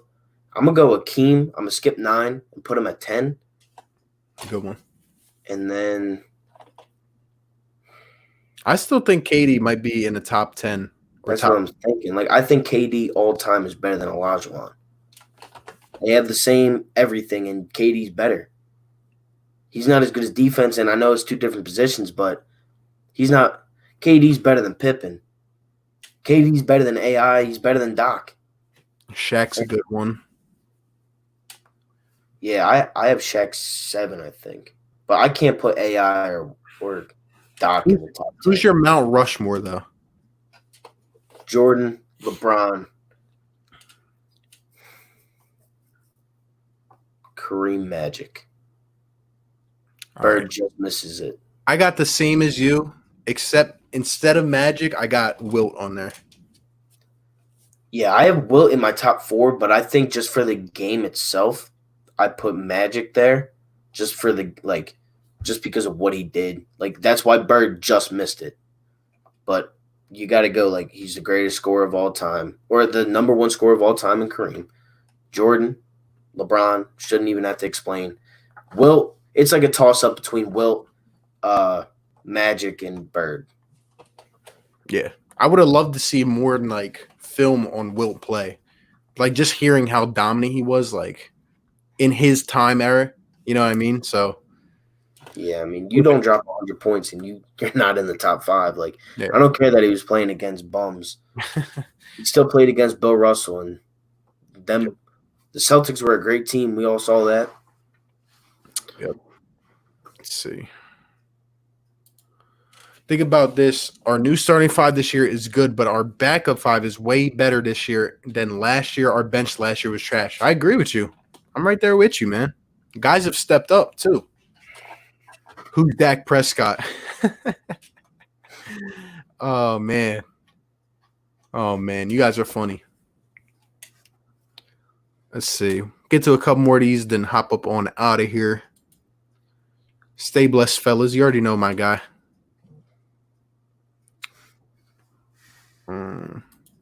We have to give Brett 3 more years to develop Ben as a power forward. Oh, man. I know you hate this RB, but a lineup of Shake, Furk, GR3, Horford, and Embiid could be good for a Bucks series. I mean, I might. I'm sorry. I can't even read the rest of that. Like, I can't put Horford and Embiid next to each other. Wait, you don't. Oh, wait. This isn't the starting lineup, is it? Or is No. this just like a lineup? Actually, I don't know, but I would hope it's not a starting lineup. Like, I gave him the benefit of the doubt here. But to your point, Brand, what I'll say is I'd rather have Simmons and Embiid down low. Imagine that trying to stop Giannis' train. You know what I mean? So, I don't know. Mike, Magic, Kareem, Kobe. How is LeBron not in your guys' top 10? And how is Wilt not in there either? Bill Russell is not top 10. Bill Russell might be the most overrated player of all time. He has rings, but like I just said, he doesn't even have stats. And look, I love me some AI. He's my favorite player, but I can't put him before LeBron, Wilt. Like, I just can't do that. You know what I mean? You don't even have Shaq. Yeah. That's crazy. Pippen 7? Pippen wasn't that good. Yeah. That's a little bit of a stretch. But hey, I love the debates, man. It's crazy. And I know Philly Fresh did say he did have LeBron. He just forgot him. But yeah. I love RB rants. It's hilarious. You already know. Some of the best content. For the record, any one of y'all can catch the work on 2K. Nah, I go down as a legendary 2K player. Like I don't think I can be beat, to be honest. I've been playing 2K for too long now. Too long.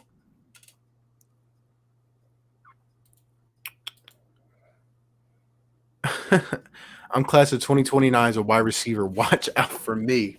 I might mention you when I get drafted. Hey, shout me out, man. I'll probably be doing a draft breakdown or something.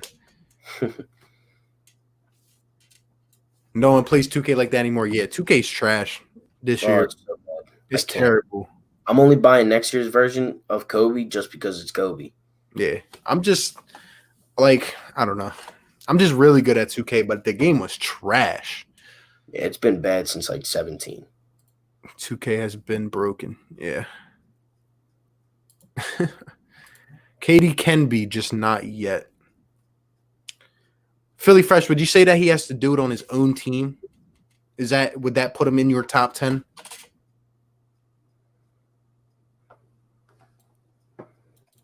Combo of offense and defense. Our bench this year is better than last. I agree. Do you think the Sixers should trade up for a high draft pick or a decent shooting? I'll leave that talk. I'll leave it for at least a month or so, but we'll see how this operates with this lineup, but I'll let you know.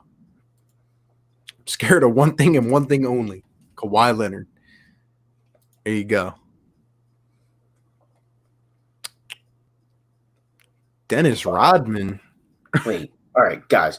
The Bulls team was great because of Jordan. Pippen and Rodman don't deserve to be in the top 10. And Bron at 8? Oh, man. Bro, Bron is top 3. How? Bron's top 2. I don't even like LeBron like that. Like, Jordan's better than LeBron, but Bron's 2. At least 3 if you had to. I don't know. Mario Shayok, yeah, man. He could step up too. I liked what I saw from him that one game or whatever we seen him, but we know he got exiled, as DJ Eastwood would say, to Brett Brown Island. So, oh man, if Ben does not shoot the first televised game, that means he's not shooting. I don't agree with that. Give us some time. It'll come. Bro, there's a comment down here on that might have to be it. Like, I might have to be done after that. We're going to read through the rest of these. We're at almost 3.5 hours, guys. We're tired. My guy 444's got to get up out of here. Let's see. It's hard to create a perfect top 10. Yeah, you're right, man. It is hard. Bron easily top 3. You would never whip me in Madden. I own Madden in 2K. I'm gonna be doing channel memberships soon, so I might even have that as a perk, like get to play some Madden 2K with you guys. Let's see. Bill Russell played with all Hall of Famers. Yeah, I mean that Celtics team was just I mean, they weren't even close to anybody. That's how to do that, like 11 rings or whatever. Yeah, it was too good.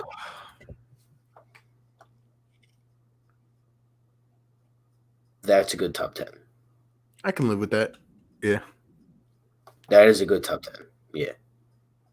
I can live with it. You have top 3 where they're supposed to be.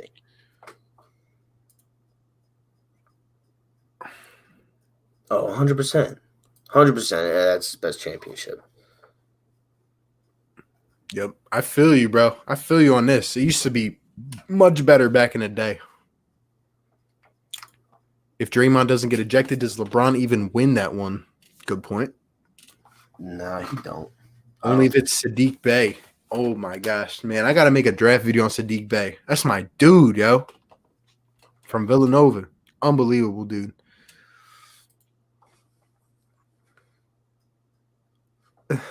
I hope this isn't a top 10 list, bro. Paul George, he's done nothing in his career. Paul George? Clay? Bro, Clay. He would be trash on any team that's not Golden State. He wouldn't even have a ring. Was that the comment you were talking about, or? Yeah. That's crazy. Brent Brown in the Raptors. Hey, y'all got to cut this out, man. We're trying to get up off of here. Sub 4 for 4. Can't believe y'all still going. Yeah, I can't believe I'm still going. Appreciate you, my guy. Appreciate everyone that's up in here. Still over 20 people. I mean, shout out to you guys. Yeah, we've had a good consistent rate on my channel. And I usually am around like the 5 to like 6 range. Like I'm like 3 to 5, 3 to 6 people because most of them come from yours, but I've had like a solid like 7 to 13 people in here the whole time. I respect it. I can see why you put Kobe too. My guy Drummer Boy subbed you up. Yup. Now we at 636. So appreciate that. I love KD, but I think he needs to win another one like LBJ. Yeah, man. I want to see him on his own team. I do.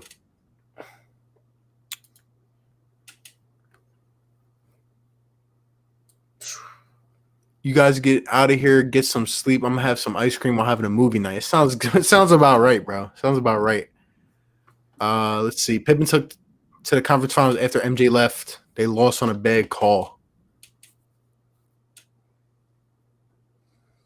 Pippen's great. I don't know. Like he's like 12.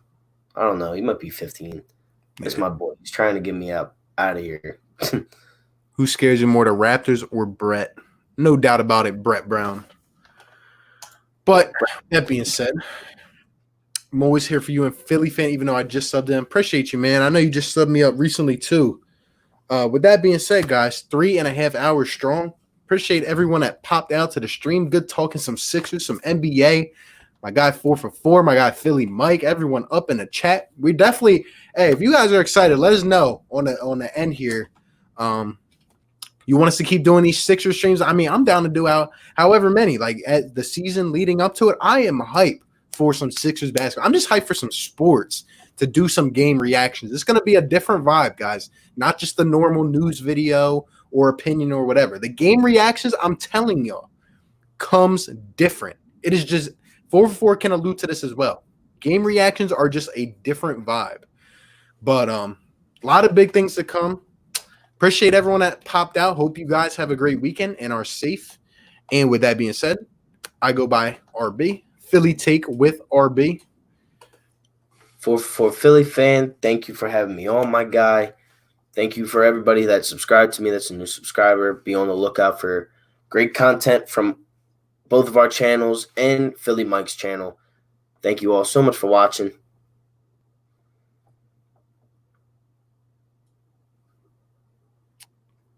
Be commenting on 4 for 4. Watch out for my comments. Hey, this man comments. He's a warrior. He's awesome, man. I got you, man. I talk back to everybody. Yep, I try to do the same.